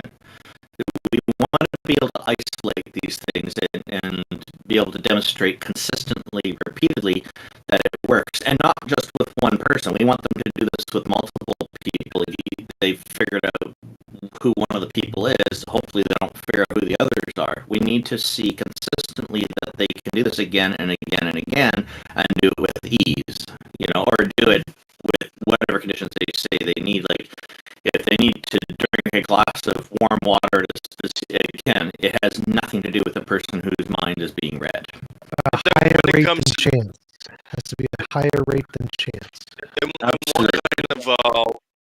what kind of guesses does it have to be completely acceptable for you? Like, if they're reading your mind, it's not guessing. They're actually. I'm using the wrong wording here. Okay. Attempts. Excuse me. I haven't slept in a while. I'll an attempt. An attempt, yeah. So let's say, for example, like, motherfucker, my mind is not working. So does it have to be very specific, including time, dates, and how the events happen? They could just, I can be holding if I'm the subject in the other room, I could be holding a piece of paper that has the number 42 on it, and they're told to tell me what number I'm thinking of between 1 and 1,000 over and over again. And this should make it easier for them to read my mind if I'm really concentrating on this number. It's mostly what's in my head. So I would expect that for them, after 10 seconds, they better have that number 42. If they are not sure, or they're guessing a number, or coming up with some kind of excuse or something, then they failed. I would say that it depends. The experiment, the level of specificity of the experiment would change how likely it is to happen by chance. So the more specific it is, the less times you have to do it, because the more specific it is, the less likely it is to happen by chance. But you're still going to have to do it like 10 times in a row and get it right more times. Reproducibility, indeed. Yeah. Reproducibility. So, if I'm understanding this correctly, if let's say, if he were to, if he were to cite and read what's deep within you, 10 specific events, well detailed, said, would it would great. not work? If I'm hearing this correctly, 10 times in a row about whatever I was thinking about, that would be great. And another interesting twist that could be done on such a test is they could take one of the previous subjects and put them back in the room and see if the reading is the same. Okay. Does it have to be like spontaneously what's in your mind, or could it be simply mentioning things that has happened? Depends on what That would not work. their ability is. So the past things would not work for a number of reasons. One is going to be that if you just like look up my history, my social media data, you could find a bunch of very specific events about my past that happened and recite them just because you looked up my past. Or you could find people I know or met me and they could tell you events about my life and you could record them that way. So it has to be something novel, something we wouldn't be able to expect. About 1,000 things that happened in your life because they happen in everybody's life and be right about it. So one of the things is like the people will say they'll like speak to dead loved ones like, I'm getting an R. Anybody in the room have a relative with a dead relative with an R? And they can just make these broad generalizations about humans in general, and they seem very specific. Yeah, cold reading.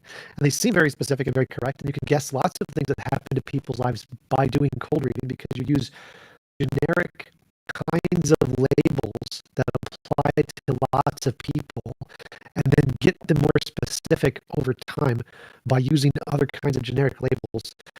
And that makes it seem like you're doing something specific when you're not, as past events that happened to me. Now that's with interaction. Now, if it's a double-blind scenario, like I described earlier, where there's a wall between you and your subject. Let's say you're the psychic and your subject's on the other side of that wall. You don't know who they are. You know nothing about them, and you're claiming that you're able to talk about what happened to them 5 years ago. Then you should be able to do that, and that may be considered reasonable. I would think in that circumstance. I think what Tom even in that case, you've got a whole audience there. That person could to somebody who knew you, and so they know facts then it's about not your double past, blind. and you just wouldn't expect them to know. Well, that's why double blind studies. You don't know if it's double blind if you're asking someone if they know something about your life, because they might know something about your life, or they might be able to guess generalities. It's like, oh, you had a wedding and it was she had a white dress.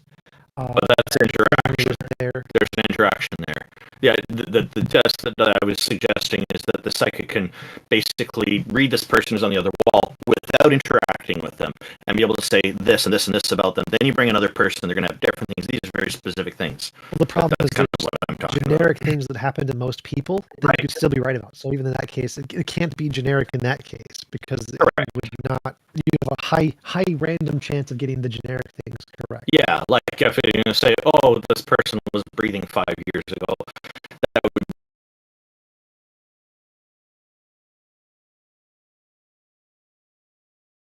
be extreme. There'd have to be some parameters outlined ahead. There was one where they gave pictures to one of the psychics and said, tell me about the lives of the people in these pictures. And they gave him pictures of like famous poets, and then they gave him a childhood picture of the interviewer, and they said that this person has been dead for 50 years. Like, no, it's me. that was me. Yeah. Yeah. So the easier one is just predicting a number that's current. TJump is definitely right. Like, guessing the past is part of things that can be found. But if it's something specific now in the current point of time, like what number are you focused on? What are you thinking about?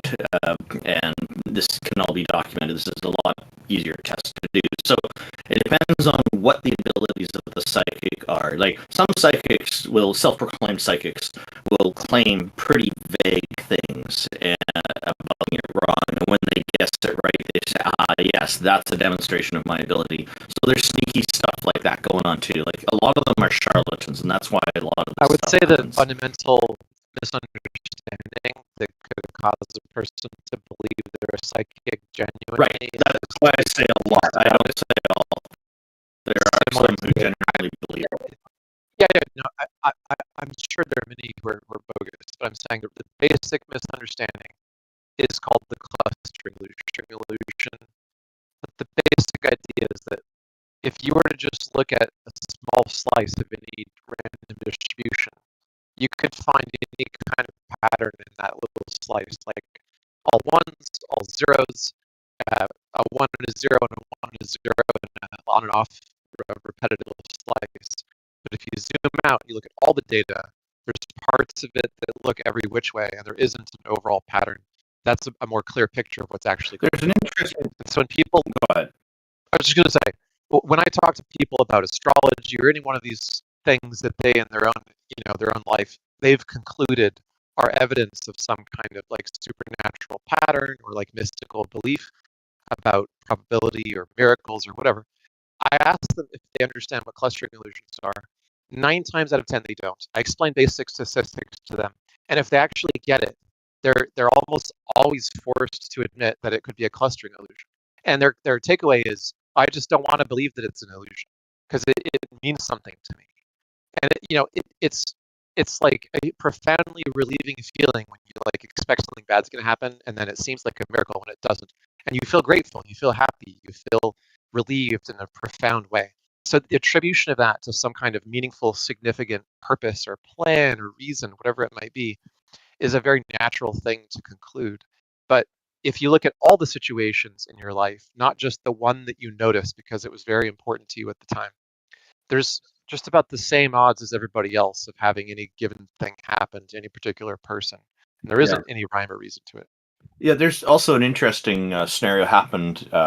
Psychosomatic effects are a big thing in all of this too.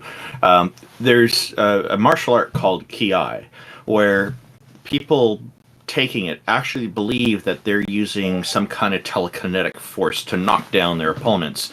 And they'll have all these people in the Ki class lined up ready to attack them, and then they'll wave their hands in a certain way, getting the technique right, apparently, and then all those people end up falling over. And all those people participating in the class believe they're actually getting knocked over by this, because this expectation's been laid in so thickly, and the people practicing, a lot of them actually genuinely believe it. Now, they brought a Ki master, high degree, been practicing for decades and decades, and he was up against a martial artist. I think he was doing kung fu, and that martial artist is this technique, the telekinetic technique, obviously didn't work, and that Ki martial artist got knocked out first hit. It's just like the kung fu guy, and then the kung fu guy's coming down really worried about it, along with all the medical staff looking at this poor guy on the ground. So his martial art worked just fine in his circles with the other people who believed it. But as soon as he's outside of that circle, it doesn't work anymore. And this is the big complaint a lot of these parapsychology people have, is that, oh, well, these skeptics, they're just not having faith. They're just not believing. They've got the bad attitude or the wrong attitude. That's why it's failing, because they're poisoning the well, etc., stuff like that. That's really not the case. The reality is consistent. Reality doesn't lie to us. You can't trick it. It's just the way it is. Right, that's pretty interesting. I think Ki is spelled Kiai, in case you're interested in looking that up. Sorry, can you repeat that? Yeah, Kiai. So it's Kilo Igloo Alpha Igloo. All right, bad. One more thing. In itself, have you guys have any personal experience when you have visited people who do readings, tarot readings, astrology readings, or anything like that? Well, I kind of felt pretty like it's all pretty cringy. If I asked them how it worked when I was a kid, they just didn't have answers for me that were satisfactory. I know somebody who had an experience with somebody who could trained to do all that kind of stuff. I knew them many years ago, and it turned out they got raped by the person. So, I don't really hold the community that's pushing those ideas in very high regard because it seems very scammy to me. And who knows what the alternative motives are of some of those scammers. Most of the time, they're just trying to drain people of their money. Yeah, I've done lots of tarot card readings and stuff. It's the same thing as cold reading. They're just super generic. Astrology and tarot cards have generic labels that they apply to people that apply to most people. So, like, if you switch the description of what a Libra is versus what a Virgo is, both people will agree that they are both of those things. If you just switch the description and the label. They did that in one of the astrology tests where they just took all the different labels of different people of different astrologies and just switched the names of the month or whatever, the title, and then everyone still agreed that they fit those things even if they were the completely wrong set of properties that are supposed to be ascribed. No, that's been reproduced many, many, many times in many, many different ways with many variations on the experiment consistently. Now, Alien, if you want to have some fun with this stuff, you can go to a party, bring a horoscope with you, cut off the months, and just have the descriptions themselves. You need to have a way of matching them up later, of course, but you can then pass them out to people and say, here's the list of the randomly sorted horoscope descriptions. Tell me, which one do you think most suits you? And then get them to write their birth date on the back, and then correlate it later and tell them how many are right and how many weren't. Make sure it's not a famous or well-known horoscope. The results, I think, will be quite interesting because a lot of them will be wrong. No, I've done similar things like this. I've never done tarot reading, but I've done readings before. What results did you get with doing a horoscope like one? No, I'm not. I don't do a horoscope. I don't know anything about astrology or numerology. Well, the horoscope, they just have, typically in the newspapers, you'll see where they have horoscopes published. They'll have 12 different descriptions of people, and they put one under each of the 12 portioned parts of the horoscope. They don't fall right on the end of the month. There's a kind of weird date overlap, but each one's distinct. So if your birth date falls in this range, then this is the one that applies to you, like Pisces would apply to me for February 25th. And when I look at those descriptions, I'm thinking, I kind of like that one more than what Pisces gave me. And this one kind of seems to be a better fit. And I've looked at it that way. And then it was my wife who told me about this years ago. Somebody did that at a party. And it's like, wow, that's interesting. And the results were all over the place. People were just completely wrong. Most of them were completely wrong about what they were, to the point where it looked like the ones that were correct were more like correlating with what you'd expect from lucky guesses. So for me personally, I've personally went to tarot readings and mediums and such things like that, and there were some pretty interesting things that I've personally experienced. I do understand the skepticism part, however, because even I, as a personal, I'm personally interested in the occult. There is a lot of these reasonable skepticism that happen because there is a lot of sham psychics that do happen. One of my experiences when multiple people who do astrologies and tarot readings, they come and they say, well, this will happen and this will happen. I've been told, I did a quick free one real quick. Somebody that was really interested, that I was referred, he said that in this date in specific, I should go out and have fun. But in itself, I don't really know what he means by that. They tend to not really give out any really form of intention or think. Well, yeah, but that's the thing. Karaoke. They tend to be vague. Like it's very vague. Yeah, that way they can satisfy more customers. It's a business decision. The way I look at it. There was things, however, where I would notice some repetition, where they would say some specific things, like this will happen at this age and this will happen at that age. But unfortunately, I do not really remember. I go check out those tarot readings, and I do keep them on notes. And I've been told there's some interesting things. There's some things that are not that are pretty interesting. The ones that are really interesting is when it's done online, because you're not really in front of the person, you're just hearing their voice and such. So this is what I'm trying to get at, is see how accurate it could get. When it comes for me personally, I've done readings, but I didn't do any official readings. I've done more practice just to see how it is and how is that. There was few interesting things that came out when I've done it, when I've practiced. But there was some things I do definitely agree that is a majority is psychoanalysis and cold reading that I've noticed myself like, yeah, no, this will not be sufficient enough for it to be considered a psychic reading. Good for you. You mentioned the term, you used the term reasonable skeptic before. Or reasonable skepticism. And I just point out that skepticism isn't about being reasonable, it's about accuracy and figuring out what you're trying to determine what is accurate and what's not accurate. That's it. It's impartial. Okay, gotcha. So, if let's say, for example, I were to continue doing this study, doing this research, and doing all this stuff, what are the things that you guys would like to see, like to hear, and would like to be done? Because I'm genuine about it. I got a lot of fucking free time for this shit, and I just like exploring. Winning lottery numbers. Winning lottery numbers? That is something that have been interesting because a lot of people have been talking about how billionaires use astrology, even though that's a fake quote. Well, they definitely do, but they're not billionaires because they use astrology. They use astrology because they sell astrology. That's why they're rich. Yeah. If you want to do like meaningful experiments and not just waste your time fooling yourself, then you need to study statistics and you need to study experiment design and research methodology, which is designed to control for error. In many, many, many cases, there are apparently novel results or surprising results, which turn out to be a very embarrassing research methodology mistake where the researchers have to retract the paper. These are researchers who are trained in their field, who are often well-meaning and have, in many cases, millions of dollars of funding, and they still screw up and give themselves false positives all the time because they fail to control in some important way.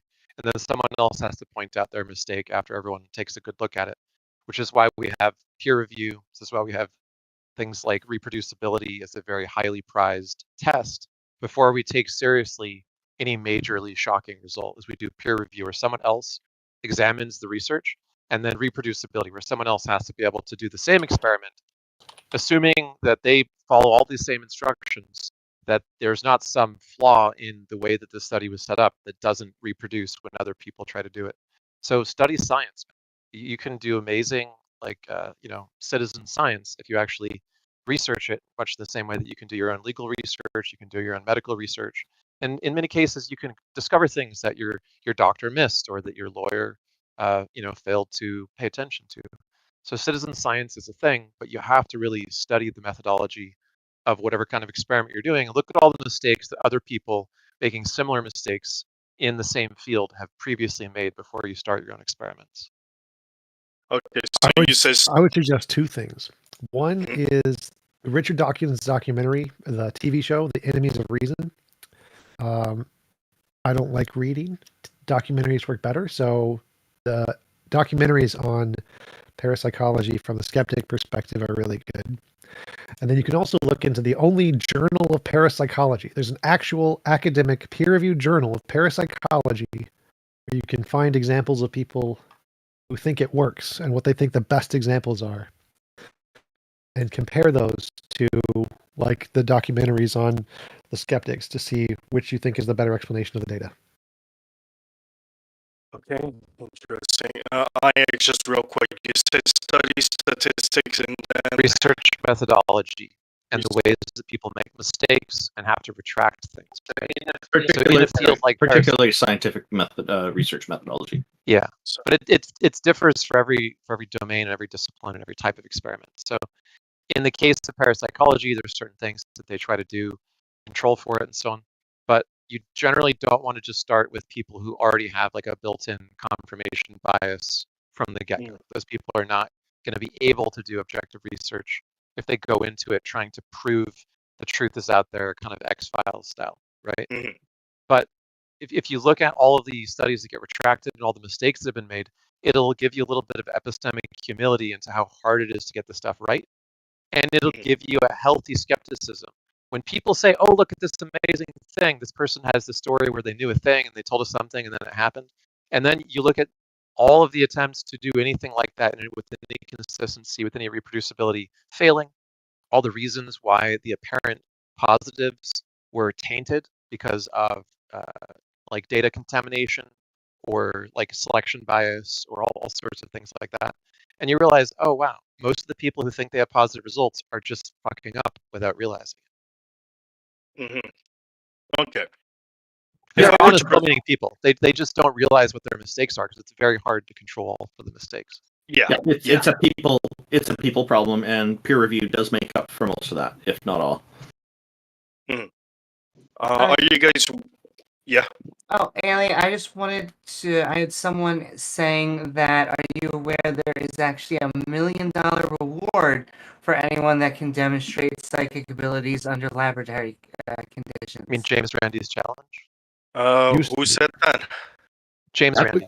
This is the third time now that we've had James Randi's name come up here. Maybe fourth. He's pretty good. Is a rock star. Amy's talking to you. James Randi. Who is James Randi? So his last name is spelled Randi, and he's originally a magician who was dissatisfied with seeing scam artists fooling scientific researchers on paranormal abilities, like psychic abilities and things like telekinesis. So he joined up with the scientists to help them improve their research methods so that they aren't fooled by these things, by telling them how these tricks are done and how these illusions are performed. And then after that, they were able to get the consistent results. He's also a terrific magician. I've actually done a magic trick with him in person. It was pretty fun. In person? Wow, that's an honor. Awesome. That's pretty cool. Well, he's dead. That's unfortunate. He's passed away, yeah. Is it still up for offer? I think the organization is still there. So if somebody wants to, but what's going to happen for that is there's a bunch of conditions that you have to agree to before you can do that. So they have it all laid out contractually beforehand. It's not like Deepak Chopra's counter to that, where he'll give $1 million reward to atheists who can prove atheism or whatever, and he doesn't get into all these, and it's up to him to decide. He never gives it out. But James Randi's on the up and up. They did everything formally and properly with the right legal things set up. So there's a number of people who just refused to go on James Randi's show because they did not like those conditions. But the conditions are all very well justified under science and all these different things that need to be done properly to make sure that this is actually what you're testing for. Okay, that's pretty interesting. No, I mean, I've heard about it, but I just ignored it because back then I was an atheist. But now that you brought it up, I mean, that's pretty interesting. So yeah, I am aware of this $1 million. Now, you'll probably find in the community, the paranormal communities, and all these psychics and whatnot, that some of them get into healing, faith healing, and things like that. Most things, yeah. So for that, to get educated on that area, I highly recommend quackwatch.org. Quack like a duck. Quackwatch.org. They cite their research. It's done very well, and they debunk all this nonsense. And they do it thoroughly, and they do it with excellence. Quackwatch.org. Yeah, it's a website. It's done by a bunch of PhDs. Yeah, that's interesting. So if I have a story, if you guys are willing to listen, about this one experiment that I've done. And I would like to hear criticism about it. Yeah, if you need just 5 minutes for it, sure, go for it. 5 minutes, no problem. Okay, so there was a time where I've done an experiment with a person who was as well interested in the same thing as me, but as well more scientifically into it as well. So it was for me the perfect system empowerment to have. Somebody was grounded in tune with reality and honest. This is, mind you, done over the internet. So this one as well was pretty much more interesting as well, since we weren't there face to face and such. So a lot of the times what we would do is that she was more well versed into these things. So the first thing that we have done is attempting to guess what we're trying to what we're thinking within our mind, of what we're trying to touch, which body parts we're thinking about between us and such things like that. So there's been multiple times where we have guessed it right, but there's been, of course, many times where we have gotten it wrong. What's pretty interesting, however, is that the amount of times that we have gotten right, it's like, okay, that's pretty interesting, but it can be, again, like random chances. Like, again, like I said, the amount of times that we have gotten wrong. Then the more we did it, the more things has gotten pretty interesting. Then there was this. Sorry to interject, but I mean, by more interesting, as you did more and more of it, do you mean that your accuracy was going up? Because the accuracy was going up. Yes. So that's indicating familiarity, perhaps. Yeah. And that's why you need to change subjects and have the double blind thing going. But carry on. Yeah, the accuracy was getting more and more accurate, which is the interesting part. Then second, and there was the whole remote viewing thing, which is interesting because I just spontaneously thought about it. I'd never heard about it. I didn't know about it at all. I just say, hey, because in occult literature, energy exists. Energy is this, spirit that. If I were to be remote viewing, then there should be, then you should feel it to some certain extent. Is what we've talked and what we theorized about, based on occult literature. I asked her to tell me where I was in her bedroom, and she guessed it once, and she guessed it wrong multiple times. So in itself is say, well, we're going to simply conclude this is simply lack of training, or it could be simply that there's been a coincidence. That has been pretty interesting, however, to see that there's been more like of these accurate predictions going on. But then again, we can also make the argument that because we have gotten to know each other, we have gotten to know certain patterns or behaviors, but at the same time, we weren't there face to face. And a lot of the times it hasn't been done with webcam. We've been doing it on audio. You know what competitive rock, paper, scissors is?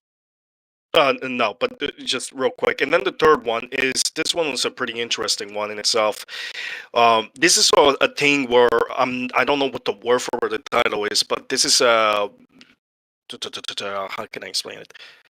I mean, I think it's pretty cool. And this one was pretty interesting, and this one was the most accurate out of all of the experiments.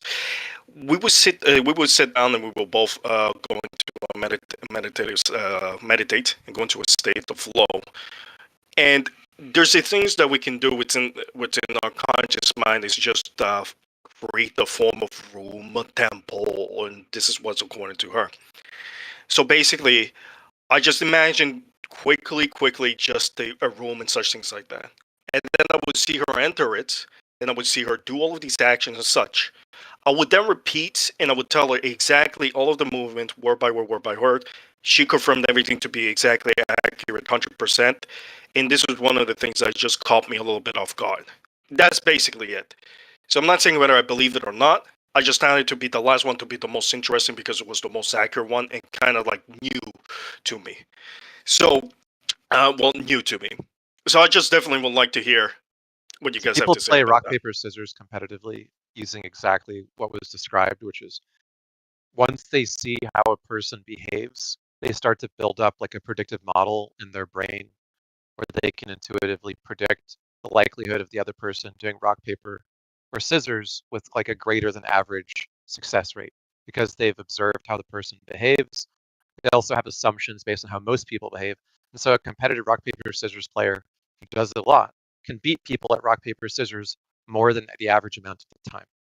The bottom line is that's what the brain does. It detects patterns, even ones that are not there, that it imagines. And so it tries to predict things slightly better than you would expect it to be able to predict on average if it were totally random. The brain is very good at that. It is not a psychic phenomena. It's literally just what neural networks do. If you repeatedly have some set of stimuli in a time series and you expose neurons to them, the neurons eventually become predictive of the time series stimuli and then are able to predict it before it happens in a way which allows them to recognize and even expect it before it occurs. That's what your brain does. It's not psychic phenomena. Is this due to the fact that the eyes was? Is it due to the fact that the person was able to observe the person in any form? face to face? If you observe something, Okay. if there is a system behind it that has some mechanism to it, your brain can construct a prediction of whatever the next thing it will do is, even if it doesn't know anything about what's causing it. Your brain is detecting the pattern without knowledge of the causal structure of the pattern. So you don't need to like know how something works to predict it mentally. You just need to observe its behavior for any period of time. And you don't need to hear or see the person at all. So it's like poker online. If you're playing someone who's playing poker, you can get a pattern of what they do based off of how much they bet, or when they bet, or how long they take to bet. Even if you don't look at them, you never speak to them, you can still gauge their patterns based off of just how often you see their patterns. And the mathematical concept behind this is called machine learning. It's just a statistical method where you take a given data set and you form an approximate curve fit to the data, which is like the closest you can guess to what it will be in the future. And you can do this with literally any type of data. You can do it with pure math without a human brain. The reason that it works is similar to the way that the brain is doing it mathematically with neurons. There's a phenomenon. Interesting, yeah. How about for the last one that I talked about? What do you guys think? So a series of actions are all going to logically follow one from the next. So if you guess like how a story begins, like a person walks into a room, it's very natural to guess a series or sequence of actions which makes sense to flow logically from one to the next. Yeah. Also, your sample size is one. In other words, it's not statistically significant. So if you had some predict it with a large enough sample size, that might be interesting. But once again, it can still just be an example of you forming a model that's a predictive model with your neural. But in itself, she has confirmed that everything has been quite accurate to what she has been doing on her hand. You're just predicting like typical things people do on a human basis, and you're typically going to be right about such predictions. Like I predict you had breakfast this morning, right? Is that like difficult? No, I understand where you're coming from. But what I'm basically trying to get at right here is if I would these predictive things, of course, but if I'm talking about if somebody were to, let's say, come into now were to just simply describe that this phenomenon, the actions that she has done and such things like that, regardless of how generic it is, the point is to show is these actions 100% accurate to what her intention is while she was doing it, the actions on her part. So first of all, you're not sure if you're doing it with this person you know very well. Take this into account using just mathematical methods. Facebook figured out that it was either Facebook or Amazon, I forget.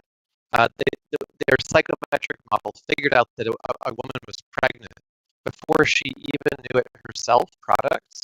I believe that was Amazon. Yeah. So they figured out that she was pregnant before she did, because she was doing things and buying things and looking at stuff that was like typical of people that are pregnant, and this actually was a lawsuit because it essentially is, in this case, like getting her into trouble. So yeah, we're good with math at figuring out how to predict things. The brain does exactly the same type of trick, just using biological wet neurons instead of computer. I'm not talking about predicting. I'm talking about simply observing the act that's going on within the conscious framework. The same thing. It's still kind of predicting. If you want to test it, try to publish it in an academic journal. Like, look at the parapsychology journal and how they try to do things. If you think you've actually discovered a way to demonstrate real parapsychology, try the James. But do try to study statistics and machine learning beforehand, so you don't just conclude that you have psychic powers hours when you're actually just doing And something if that not, grounds you the in that. universe is just cool, even if telekinesis or mind reading. Well, the funny isn't thing is true. that mind reading does exist using the same description that I gave of how neurons approximate a given input. We train a neural network on the fMRI and EEG data from a human being, and then we watch the neurons subsequently to 80% accuracy. And yes, that is absolutely correct. We can know people picking which option they're going Whole to sentence. choose before they pick it. Yeah. But that's with technology and amazing. And so it could be that there's stuff like that. It just doesn't end up being supernatural. Well, that's actually very interesting to have a conversation with people. This is exactly what I've been looking for. Well, I'll leave you with this parting thought. James Randi is somewhat famous for telling people that no matter how smart or well-educated you are, 100%. you can be deceived. This applies to everyone. Yeah. Yeah, pardon? Really enjoyed this topic. Thank you for bringing it up. We Appreciate enjoyed it very conversation much. with you as well. Everybody have a good day. Thank you. Bye, alien. Well, that was actually a really good topic. Our next person is Fipdo. Fipdo, welcome. Thank you for joining us. Destroying baby slayers. Well, there's no baby slayers here, but what's on your mind, sir? I was going to kind of pick up where you guys are actually leaving off. Sure, what's on your mind? Well, you seem to come to a, and you can stop me and tell me if I'm strawmanning your position in any way, but it seems that you guys have come to a conclusion of how predictive the human mind is. And look, I don't think that people are unpredictive. I wouldn't say that at all, but I would say it's something that is not exactly calculable to the finest degrees. Yeah, I think if you have like something like such a wide range as 20%, the human mind is truly not monolithic. It doesn't think one way or the other. There are other underlying things as to the uniqueness of the human mind that cannot be predicted. Accuracy rate. Yeah, I mean 20%. That's actually significant. That means that there's 20%. Well, that means it is not able to actually, with certainty, give you an. To be fair, though, the crudeness of the instruments, which is EEG and fMRI, which usually isn't real time, is the primary limiting factor. And every single time you increase the number of EEG, like if you go from 32 to 5 times, so if you increase the accuracy of the measurements, it's entirely plausible that the inaccuracy. You're saying it's plausible that inaccuracy disappears. As you increase the resolution of the instruments used to measure the brain, yeah. Okay. I'm sorry. You're saying it's plausible. I don't think you have any factual evidence. Well, the evidence is that as you increase the accuracy of the predictions of what the person is thinking go up. Okay, so increasing the resolution, what does that look like? Every time we increase like just with EEGs, for example, there's one electrode in every 2 of them versus 64 of them. The accuracy is like 4 times higher with 64 than it is with 32. And if you increase that further, the setups that they use for the very best experiments, they have like 200 or 500 or 1,000 electrodes. And these are just on the surface of your scalp. They're not even invasively inside of the brain. They're just precision of the measurement. We don't know if there is in all variables what you're looking for. Like why are you guessing 20% of the time. We're only using Why do you need to not have a very small number of measuring electrodes. So yeah, the data but let's just say, and we're able to get. Let's just say if you took a with very imprecise measurement, 1080p square, and then all of a sudden you made it a 4K square, does the squareness change? And that's the issue that I'm having here is you're coming to an assumption that you're just not seeing something. I don't think the doctors had that assumption, which is why they are not using to increase accuracy. What are you talking about? Literally, we build new things with more electrodes to get higher accuracy, and we've been doing that for decades, and that's how we've gotten to the level of accuracy we've gotten to today. So we literally are doing that, and we literally do see, as we increase the level of complexity of the machine we're using, we get better data. And that's the trend we've seen in literally every... Why would I deny that claim over what he's actually saying? That if we increase the machine, as we increase the power of the machine, we can read your mind better. That's all he's saying. No, you introduced a new variable. You're talking about complexity. He's talking about visually. He's talking about being able to actually map out your brain. The thing that helps your brain read the data. So if you have more things that get more data, rather than it gets more predictions. Okay, rather than changing around the complexity of not just what's the data that you're actually reading, but changing around the how should I put it, the model in which they come to conclusions based on the data they've received. That's kind of how I was deeming this complexity to increase, but you're literally you're just saying what he's saying. They're increasing the resolution. So when I brought up the example of, let's just say there's a square and you see it in a 1080p resolution, the squareness doesn't change the minute that you change it to 4K. It's still a square. There's no extra variables.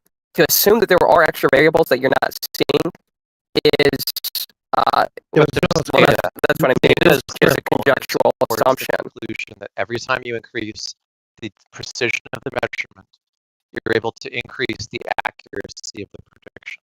That's the data we have, right? So if we have a graph, and every time the number of electrodes goes up by 2, the accuracy goes up by 4, then you wouldn't conclude that you're just going to stop doing that because you think it's just electrodes is further detail. The only reason that the accuracy is increasing, or is it just a contributing factor?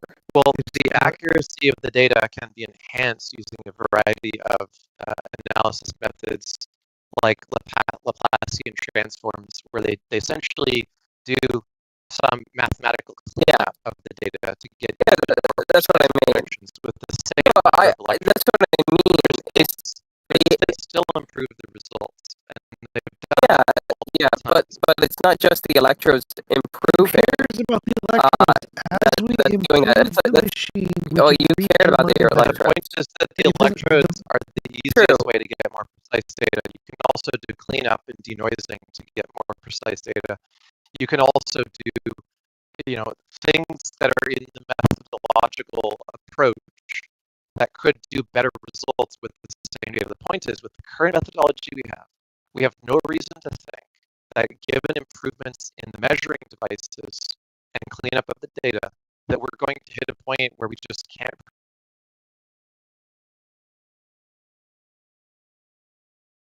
predict what people are concerned about some concept of free will. Is it for no, it's not that important to me. I'm just saying it's not a concept of free will. And I'm sorry, I'm not a free willist. I'm not a free will person. But I am a person who believes that the mind transcends technology to the point where you are unable to actually predict. Like you can see the data all you want, but is it accurate and accurately representing the data? That's when you come to a conclusion. That was not. Are you just asking? No, it had nothing. Okay, so when I made that proposition, it had nothing to do with what you're claiming. It had to do with the philosophical basis of us being able to accurately rather than the fact that data exists. Well, the fun thing is that the interpretation is not being done in like a human understandable way. It's being done by a machine learning model. Yeah. So they take data of a person's thoughts, and they take the brain data, which is being scanned. They develop a machine learning model which is trained automatically without any human knowing exactly how it works. It's a neural network. It gets shown the data over and over again, and it develops the right tuning to match with what the brain is doing, what the thoughts are, and that's how they end up with the model that does these high probability predictions, right? So we don't really know anything without really knowing how they work. Yeah, because I mean, generally speaking, humans are somewhat predictable. It's not to say though that humans are monolithic, and I think that's the issue that I'm having with what you're trying to say is that humans are in fact monolithic in nature when they're really not like that. An example where they were able to predict is they would give people choices between like ice cream flavor and attached to this machine what they were going to predict. In other words, they knew what ice cream they were going to pick before the person knew it themselves. Yeah. Human brains are pretty because they knew certain things about. There's a Jennifer Aniston neuron, like so. If you put the same machine on a different brain, it'll get about the same results. Yeah, I mean, as far as the ice cream goes, I mean, I don't know what data they took in. It probably had to do with what they currently like to eat, not activities they participated in. And based on that, you would be able to know what kind of ice cream somebody would prefer. So, I mean, I'm sorry, that's to me, it's not too extravagant of a prediction. So it seems like you're saying that you think human brains are sufficiently different that this machine might work for some people, but not other people. I was saying generalities, it works.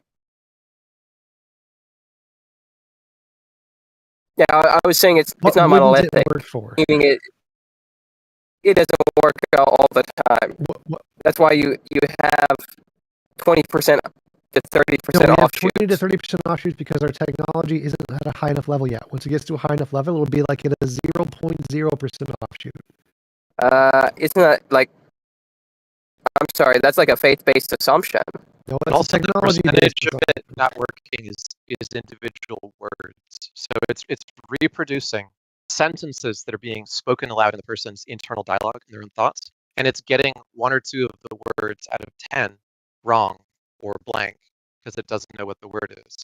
So it's like a transcript of your internal dialogue with some of the words mixed up. I'm sorry, I don't know what I was supposed to take away from that. I'm not saying you're dumb. I just not like don't know what I was people supposed that to are take away from that. There's not like people that it can't predict. It's not like it fails 100%. I'm not saying that. Of the time. No. I'm not even saying that. I'm saying aren't correct. Yeah, it's pretty accurate. Yeah, I'm saying it's pretty accurate, but it's not able to predict in a monolith because people are not a monolith. What does that mean? Meaning that people do not act monolithically. They're not going to act in lockstep down the line, every attribute. Like, let's just say this. You have 2 kids that grow up in a poor home, the same poor home. They were treated the same exact way. They have the same exact food, same exact clothing. Are you just trying to say that people are inconsistent? They can and people have turned out with different results. Yeah. Now, let's just say they're identical twins as well. Let's just even improvise that because, you could say, it's pretty unequal input because, I didn't have a fair shot at the NBA because I didn't have the genetics of Michael Jordan. So let's take two twins who have the same genetics, the same parents, the same lifestyle. They can have contrasting results, same interactions with the same people. They can end up being completely different people. Yeah, we're all in Still, because of the it'll choices still they be able decided to to read their make. mind. It'll read both of their minds just as well. We're all in agreement that people can start out the same and end up different, and we're all in agreement that a person could think one thing one day and a totally different thing the next day, right? The point is that Doesn't it's that trained. get rid of predictive models? The No, predictive because model. what it's It trained doesn't, on it, is it, the doesn't, words. it doesn't predict that somebody's going to think the opposite thing that they thought the day before. The point No. is It's supposed not to predict the it's not same. predicting what you're going to think. It's reading the words as you think them from your brain, right? So when a person says, "I like vanilla," it will say, "I blank vanilla," or "I happy vanilla," or "me happy vanilla," right? Like it might read it slightly wrong, but it's correct. I don't have an issue. Yeah, I mean, yeah, I know that. Well, I don't know if they type them out on. They're able to see words now, like actually see the words. Is that what you guys are actually saying? So what happens first is a person Yeah, looks at a bunch I of don't have an text, issue with that. and while they look at the text, it reads their brain and their eyes at the same time. So it knows what words they're looking at when they think, which neurons fire up at the same time. Takes that data, correlates it, and then it knows a very high precision what a person is thinking without looking at a new word. Yeah. So your objection is the one where we can predict what you're going to decide before they decide it, and you think that there's a limit to that. I do think there's a limit. It could be the case. We just don't know. But as the accuracy increases with the instrumentation and methodology, we don't see a reason for there to be a limit. Why do you think there's going to be a limit? Generally, I think it's a assumption, sort of. I mean, like, there's probably data out there that would support my claim that people have just. I mean, like you're even bringing it up, they're breaking the models. And it's not just with the mind reading. It happens to do with algorithms tracking how they may act every single day, and looking at their search results. People can still act outside of the algorithms that are set up in place to advertise to them.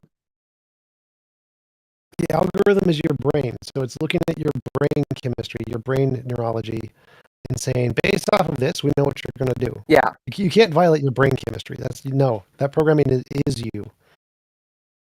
I think you're generalizing. You're assuming we're making like a global claim that like algorithms are going to be able to just train okay, predict that's everything you're going to do that'd be a real claim. Future. Yeah, no, I'm not saying that. Well, what we're saying is that given a person's brain at any given time, it's then able to read the make some predictive models. Right. I'm not even denying it's doing an interpretive model of what thoughts they're thinking, and it can also do a predictive model of what thought they think they're going to be aware of having before they have it. I thought they think that maybe on some things. This has been demonstrated. We've already done this. Why do you think there's going to be a limit? The fact that there's a 20% offshoot or 30% offshoot. Why do you think the limit's right there? Going to go down as we're doing more technology? Experiment that they did with a particular level. I didn't say anything about the number going down. That's kind of pushing me, or it'd be pigeonholing me. That's not the position I've ever held. That the number is going to continue to go down. The accuracy is going to go down. I see what you mean. Going to go down. Why do you think that is not going to happen? I didn't say it won't. I didn't say down the line it wouldn't happen. That maybe you'd reach a 10%. Like, why are you stopping at 10%? No, none of the science says it's going to stop at 10%. Why did you pick 10%? Why not 1% or 0.1%? I do truly believe that human minds are, in fact, unique and advanced enough to not work in a monolithic algorithm. I don't think that brain chemistry is like a computatable process a computer that can be read by another computer to Yeah, I mean, like, well, here's a good example. What's a serial killer who ended up on Netflix? What's his name? There's a lot of them. Dahmer? Yeah, Jeffrey Dahmer. Yeah, the famous one. Yeah, go ahead. Would your algorithms, I mean, do you think the algorithms truly would be able to predict that he would make a profession in Jesus and repent of his sins and his past crimes against other humans? The algorithm, behavior of people in prison. So you don't think that you don't have the current technology? Pressed with guilt and no, I mean he has psychopathy. That's not something that's reversible.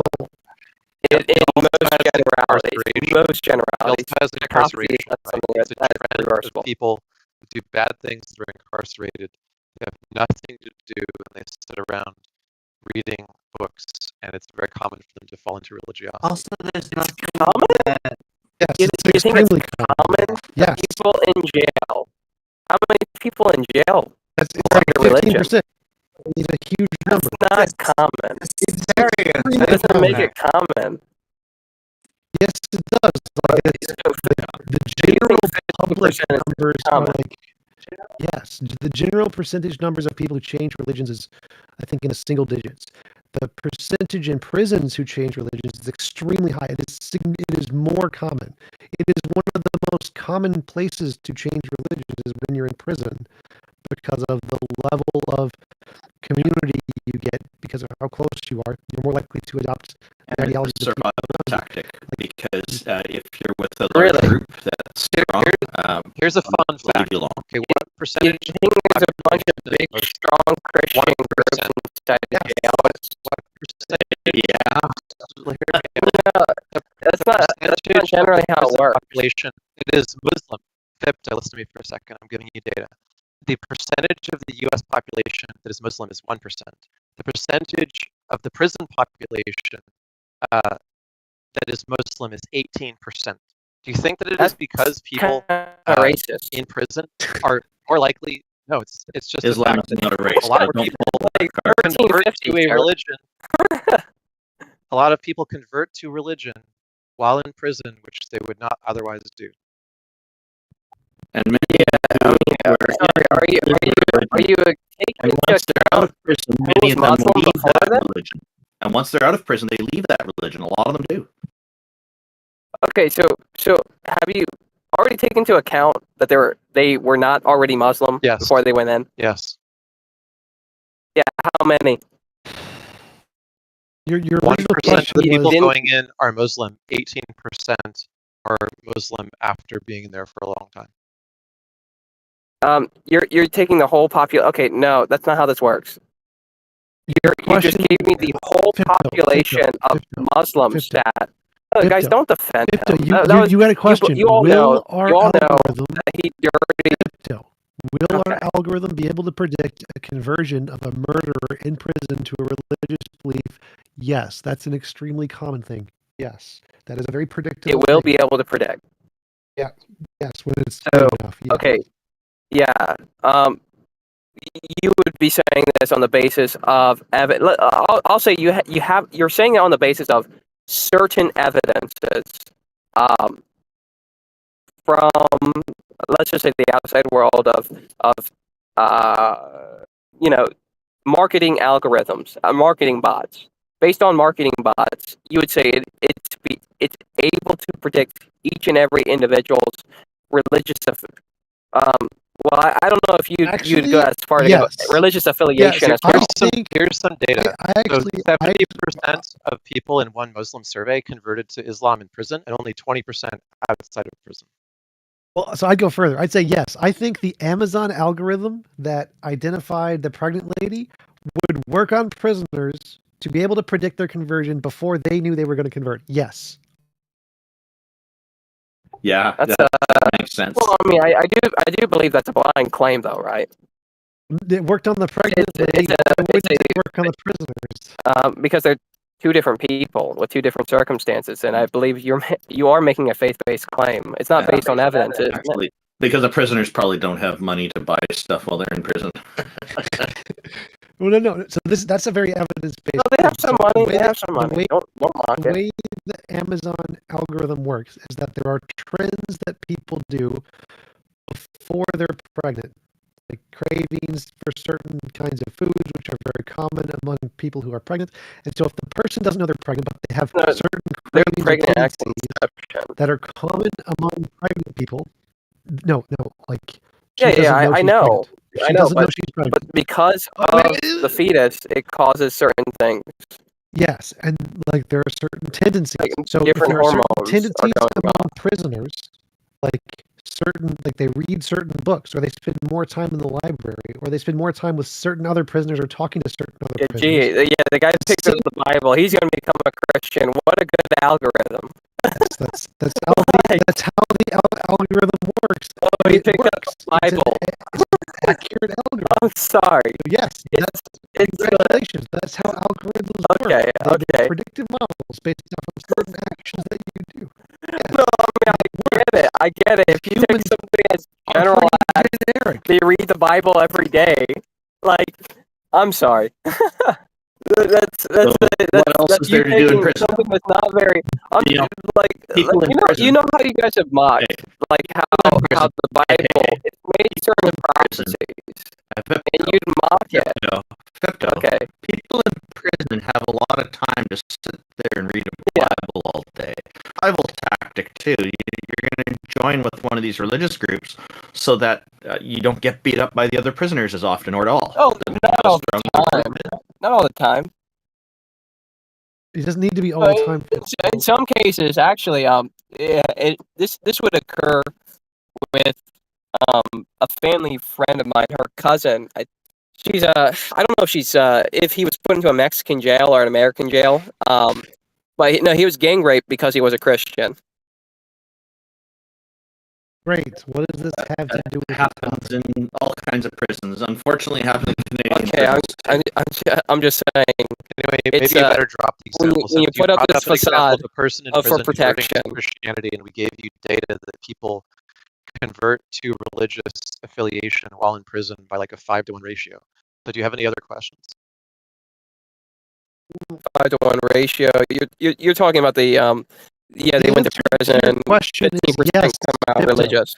The algorithms will be able to predict the conversions of psychopaths. What about the deconversion? Can I actually just point out it will predict that? Yeah. That these type of predictions are the type of predictions you would expect from something that we can look into the future with something like science. You were talking about how you make teas, maybe about the prophecies within religion. And that's because if they could do any sort of things like this, we would be a little more impressed. But we don't get that. We don't get the type of Old or New Testament miracles that seem to happen quite frequently. Just a few hundred. You didn't see. I forget what they call the land. It's been around for like a decade and a half. No, the two cities by the Jordan River that were destroyed by sulfur balls. It wouldn't be a prophetic. It wouldn't be prophetic. You know, it would be a miracle though, because it wasn't predicting the future when it laid out. When it was laid out. Yeah, that would be a great prediction. Predicting exactly when two cities would be destroyed with no prior evidence. It's a great prediction. Yes. What about Jesus? When he predicted the desolation of the temple. You don't think that was a pretty good prediction, that the Jews were kind of in good standing with Rome, and then he said this generation will not pass away until all these things come to be, and one of them happened to be their temple being destroyed. Was that not good enough? Well, another one was his second coming, which didn't happen. So no. Yeah, no. He said, he's saying you'll see the Son of Man coming on the clouds. And the language that he's using is judgment language. So he didn't mean I'm literally coming on the clouds. You'll literally see, like in the Old Testament, where it says Yahweh is coming on the clouds. So he said a lot. You don't literally see metaphorical Yahweh coming in on the clouds. It's judgment language that Jesus was using, and it was intentional because they recognized that language. It's the same language Yahweh used when he was pronouncing judgment on the land. That did happen, and Like, ignore the ones I assume you also take the stars falling from heaven literally when that's judgment language that he's using. Yeah, the Bible. The people who wrote the Bible were just ignorant, and they thought the stars could literally fall. They're just wrong. So, yeah, that was literal.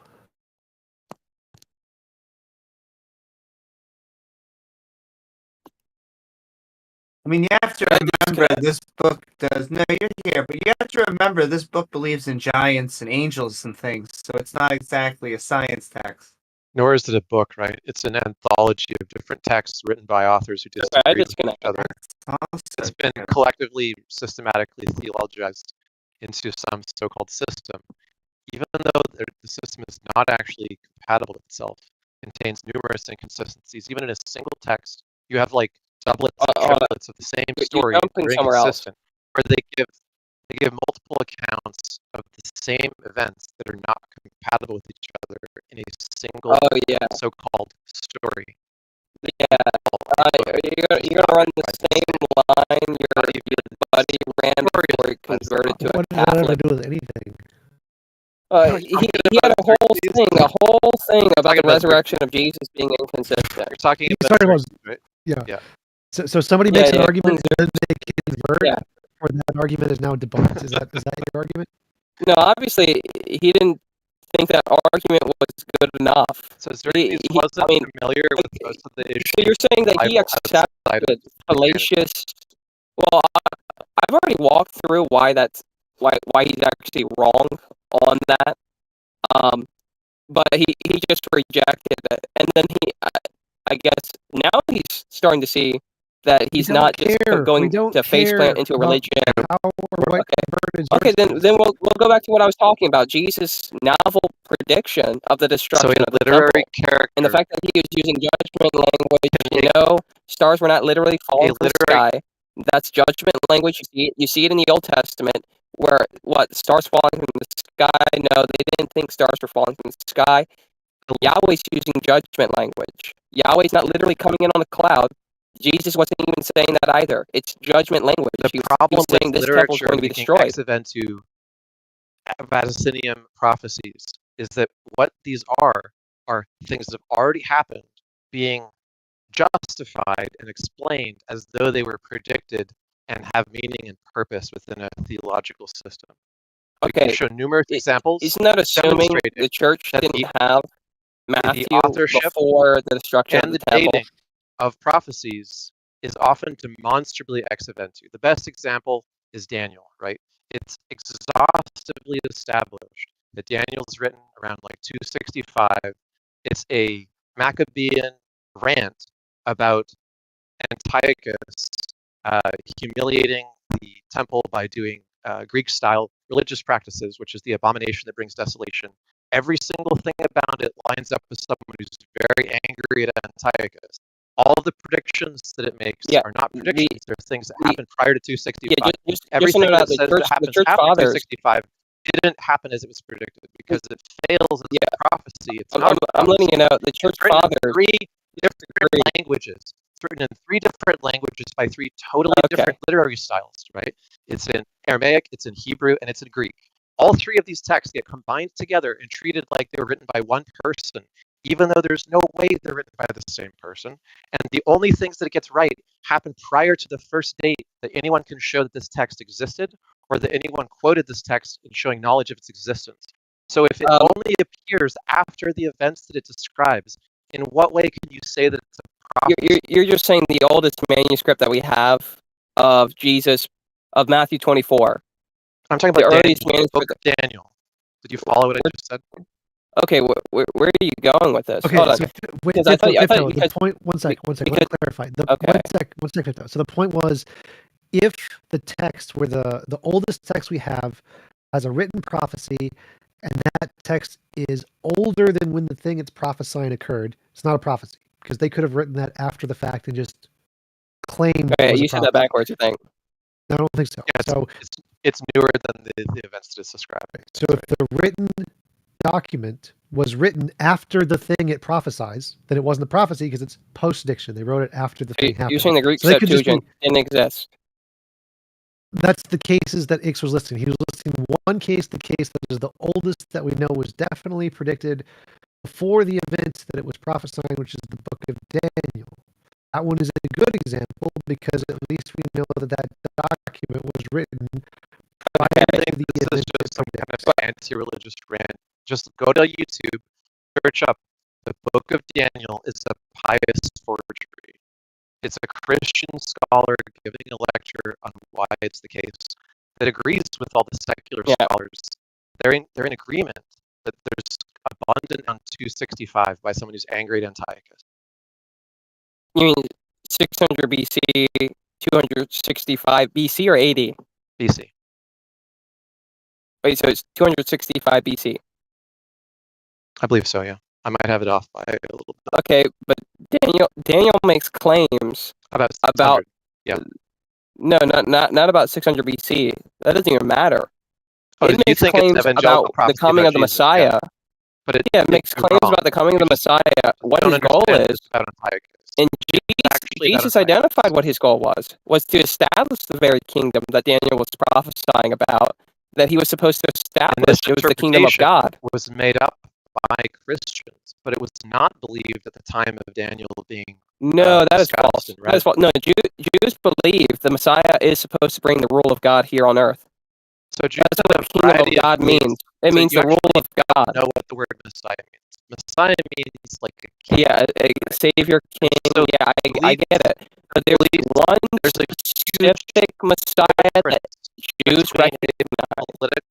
There's a huge difference between a political king savior, and so a majority of Jews believed then, and still believe, that the Messiah is a political savior of the Jewish people, a king, not a self. Yeah, and hold on. To do with so that's a lie. That's a lie. What you're about to say is a lie. Is because you go to Daniel 9.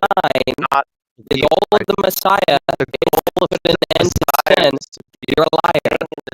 Oh my gosh. You're a liar. No. The goal of Messiah was also to put a death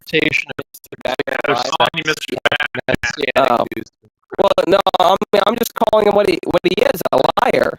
He doesn't know all the revelation, and he looks to slander Christianity. So he's part of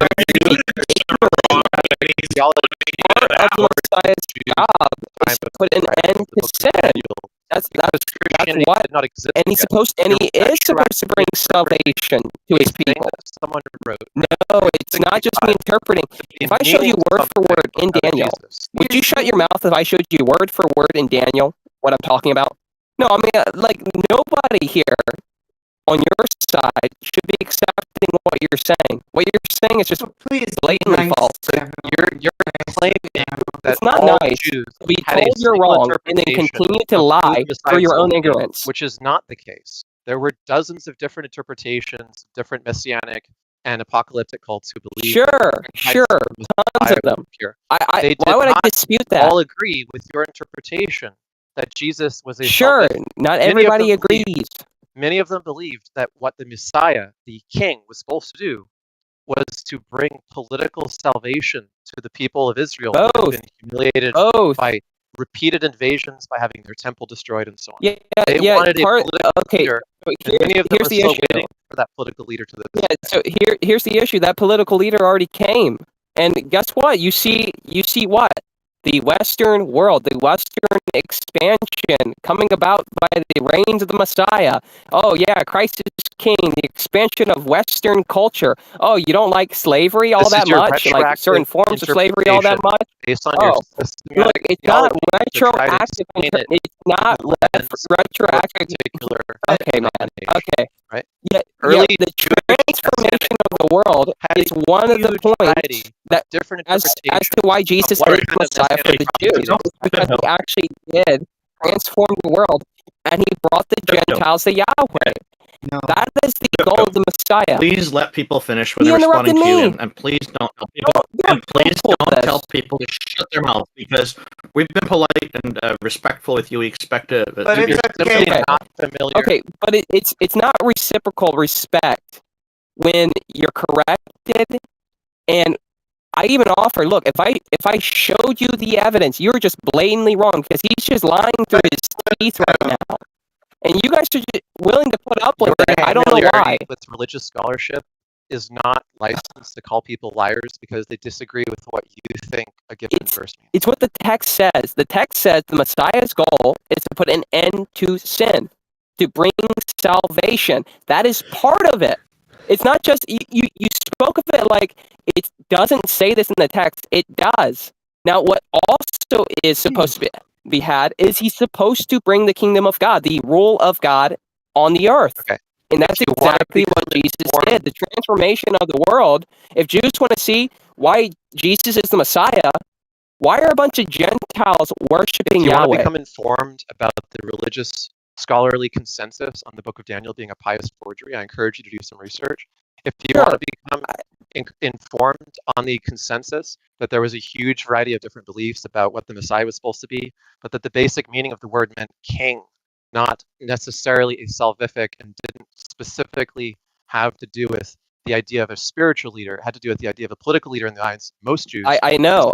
He's supposed to rule all things. He's the Son of Man who comes on the clouds, who rules all things in heaven and on earth. With you. I know this. Fipdo, please. Sure, people disagree with me. Giving But a dude, very lovely explanation, but it's going to go around in a circle because there's a very specific reason why Jews aren't Christian. That's because they don't see him as the Messiah. Yeah. Because Messiah was very specifically a political and not a religious position. It meant someone who was going to, as king, reconquer Jerusalem. And to the Jews, the moment that Jesus died, it meant he was very specific. Yeah, and his followers thought the same thing. Now, what happens is they rewrote it. They said, you know what? Let's make it a resurrection story. And so now Jesus resurrects. Paul comes with an entire new religion. Now Messiah means someone who is going to have a second coming and do all of this stuff. Yeah. But as far as the Jews were concerned, still no Jerusalem. And so even though the Christians were claiming Messiah, they're like, that's cool. Our land, the entire point of us getting a king and getting a Messiah to get Jerusalem. Do you see how unreasonable that is? Not Because, look, if you read the narrative of the Gospels, the narrative was they themselves thought we had the wrong guy. He's not the Messiah because he died. Like our guy who we're supposed to be following, who's winning, he just died. He was not supposed to die. Jesus. I mean, they were completely ignorant because Jesus said his goal was to die.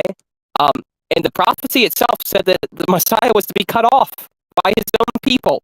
So, and if you went into like outside of Daniel, you just go to like, it's not Micah, Zechariah. It says what? The shepherd is going to be led to the slaughter by the sheep for 30 silver about the Messiah to come. It's not just, and I don't have to just stick to Daniel. And the authors of the gospel, here's the real narrative. You said that they just continue to push this lie.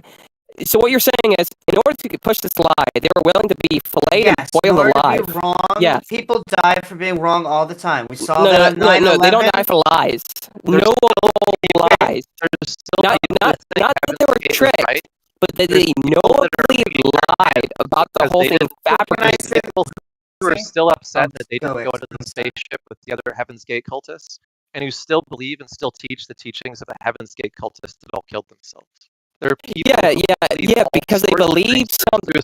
Yeah, they believed something. Yeah, they thought that they were going to receive some kind of resurrection or something. I don't know, by drinking the Kool-Aid poison, the poison Kool-Aid. Yeah, I know about this story. That people don't die for lies. People die for lies all the time. No. Okay. Really quick. Lies that they know of, like that they are first-hand account. Yep. They know it's a lie. and they could save themselves by denying it. Nice. You want Okay. an obvious Do you have a example? case? Like a super easy, obvious Yeah. example? Can I have a case where somebody died for There are what they knew to be a Jews lie? in the basement dying. Okay. Okay, man. Okay, man. Yeah, there's this silly, stupid Christian idea that people don't die for life. Here's they do. yeah, okay. Yeah, So they do. You're gonna bring up somebody trying to preserve life. They valued something above their life, meaning the preservation of somebody else's life. So what was the thing that they were trying to preserve by continuing to lie up to the point of being filleted and boiled alive? Ideology. What you think that's really that important to people? Usually religious ideology, but not always religious. Seems pretty important to you. Okay, really quick. Did the guy who led the poison Kool-Aid ceremony, did he drink the Kool-Aid? Yeah. Yes, he did. I'm googling this. I'm pretty sure they killed anyone. Honestly, it's probably a bad idea to use Jim Jones because he could have just been suicidal. My other But that would be the same claim as all the other disciples. Is that they're all just suicidal. Your question was, did he drink the Kool-Aid? Not with regard to him being suicidal. Jones. What was his name? Was it actually Jim Jones? Yeah, it looks James Warren Jones. Cause of death. Warren Jones. Suicide.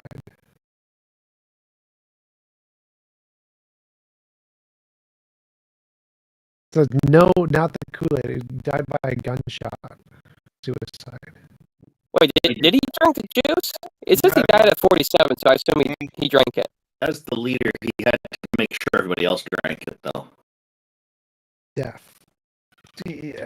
Anyway, it's not necessary for people to believe that they're No. They all knew it was, I think they all knew it was poison. It's not, look, let's just get back to the original example, right?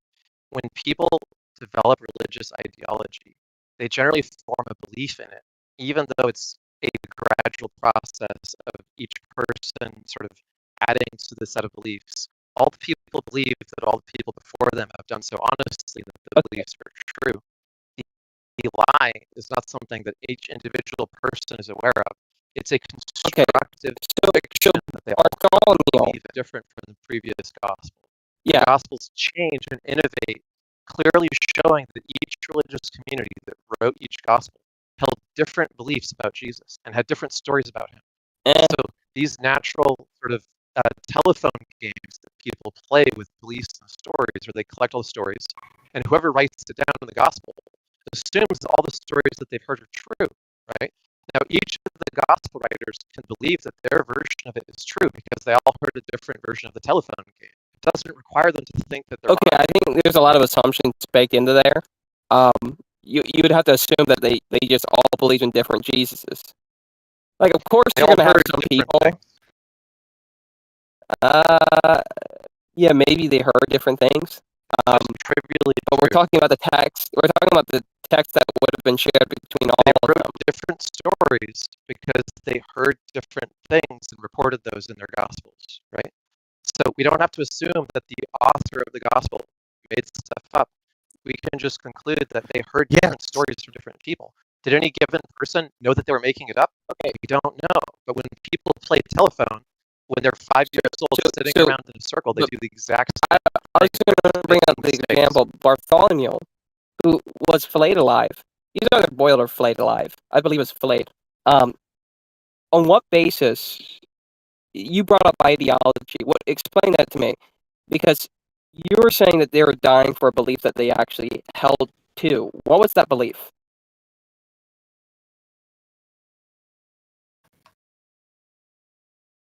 That Christ was some kind of salvific Messiah.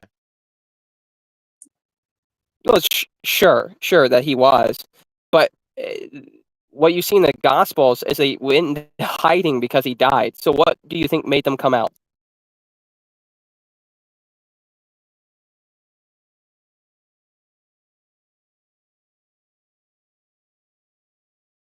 I don't quite understand the question. Well, okay, so in the Gospel narrative, the apostles saw their guy die, and they went into hiding in fear of the Jews. After that, what made them think to come out? Well, there's a number of things that happened. One of the things that happened was because of the destruction of Jerusalem due to the riots. Dude, that's the 40 years after. I'm sorry. The major they had one reason to create churches and to go out. The major branch of Christianity that was dominated by James and the other Judaists, if you will, that were more interested in practicing a Judaic-centric version of Christianity, was essentially exterminated by the destruction of Jerusalem, along with the Sadducee version of Judaism, right? So you had two versions of Judaism and Christianity that were dominant in Jerusalem that were wiped out. Afterwards, I understand partially where you're going with this, except it's not conducive to the argument. I'm asking you, what exactly made them want to come out? The thing that led to the flourishing of Christianity was the extermination of its competitors. Okay. Yeah, they went out and killed their opponents like Muslims. No, I'm sorry. That's the Romans. Not an argument. The point is when the Romans wiped out the Jews.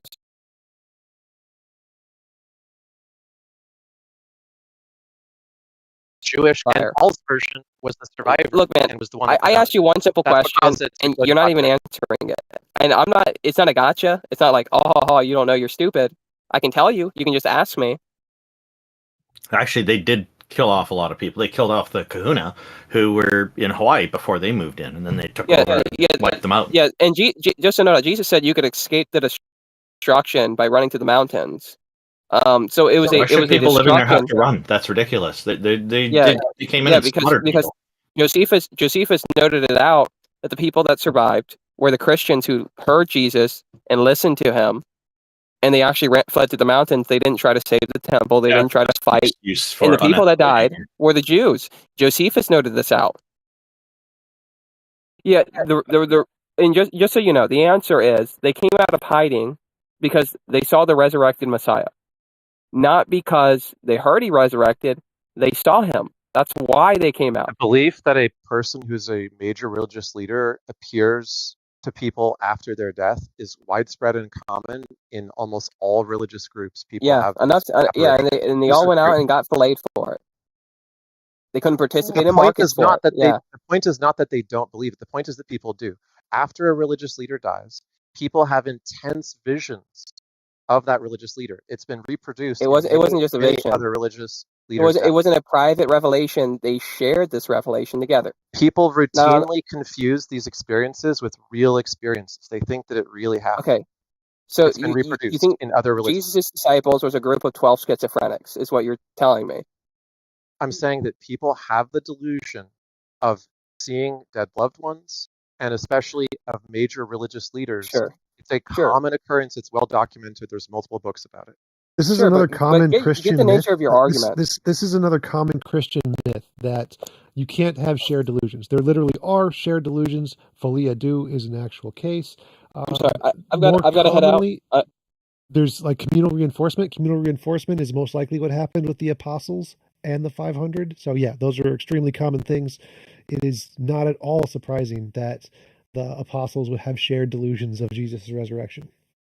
And the example that I really wanted to press him on was, why did 9/11 happen? Because if no one, first of all, it doesn't have to be a lie. It is dying for being wrong. They were wrong about something. And on 9/11, they all died for something they thought was right. In fact, worse than that, they thought they were probably being moral. And that is the harm of religion. I mentioned Kahuna, which is a religion that was common in Hawaii before the Christians moved in there, and they just kind of took over.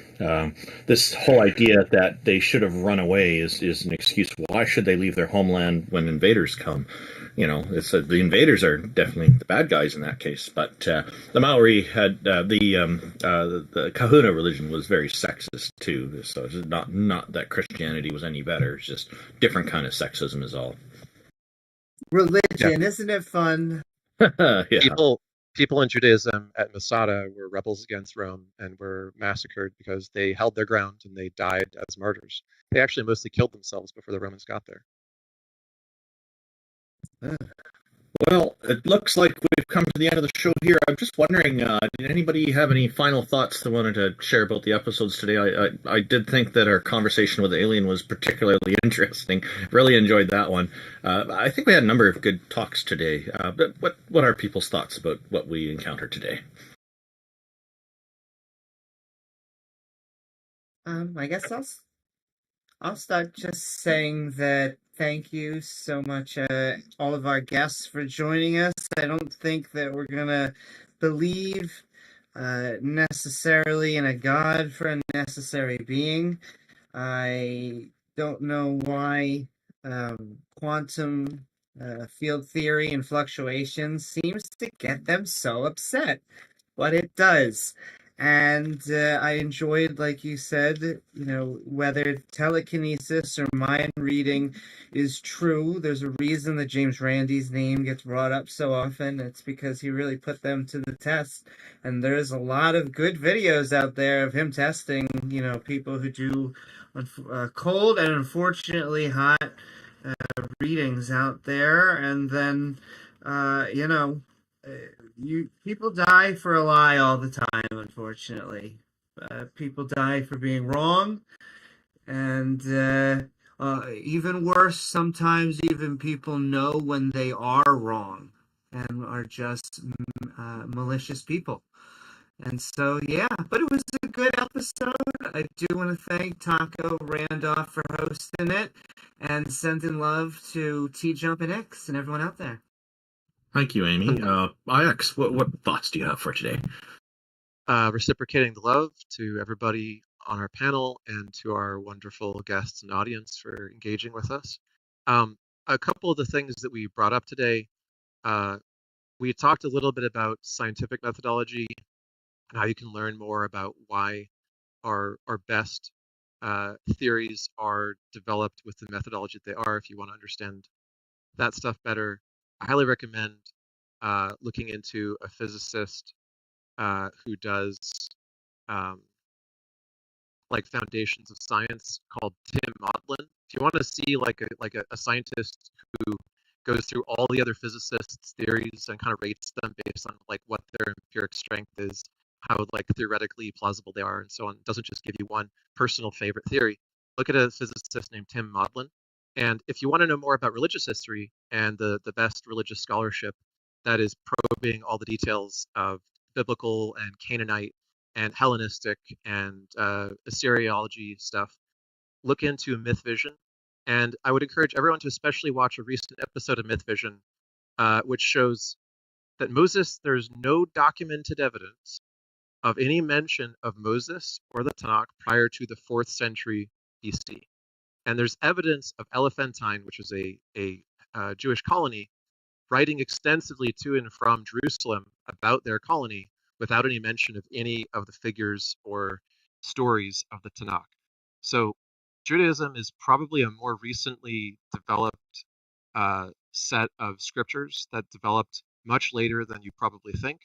And this is just the beginning of the rabbit hole of getting into the history of Canaanite religion, of which Judaism an offshoot. And it'll deepen your appreciation and understanding for what value the stories do have, and it could make you a more appreciative Jewish or Christian student of the Bible if you start looking into this stuff. But it's not going to be what you expect if you believe in the systematic theology and the sort of fictional history of which the Bible is filled with. Thank you, X. TJump, did you have any final thoughts for today? Did you want to talk about Church of the Best Possible World? Let's see. I have a debate coming up on the 10th at a local church, and I'm going to Australia and doing a debate or a lecture at the ISCAST conference on like November 29th, I think. This is great. Will these debates be on your YouTube channel? Hopefully. I think they're both recorded, but I'm unsure. Oh, that's great. And you have some more coming up too?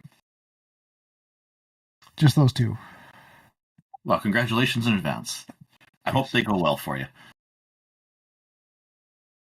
And for people who want more information about TJump's Church of the Best Possible World, you can go to theisthelpline.com, click on About Us, scroll down to TJump's profile information, and all the links that you'll need are there. Taco, did you have any final thoughts? I just feel like they don't listen to anything we say, man. I was talking to both those guys earlier, and I answered their question, and then they started asking me questions about like stuff that I had just explained without actually asked. They're like, well, what's this? Well, I just explained that. And they don't listen. This is what they do. I really appreciate everybody tuning in today. Thank you very much. I know we all appreciate it. We look forward to our last show is going to be the first Sunday of December for this year, and then we'll be doing some more next year, hopefully. Taco and I are going to talk about that. Very likely we will continue with this. I'm also probably going to be in a debate sometime late November or in December. There's an anti-abortion person on Twitter who's challenged me.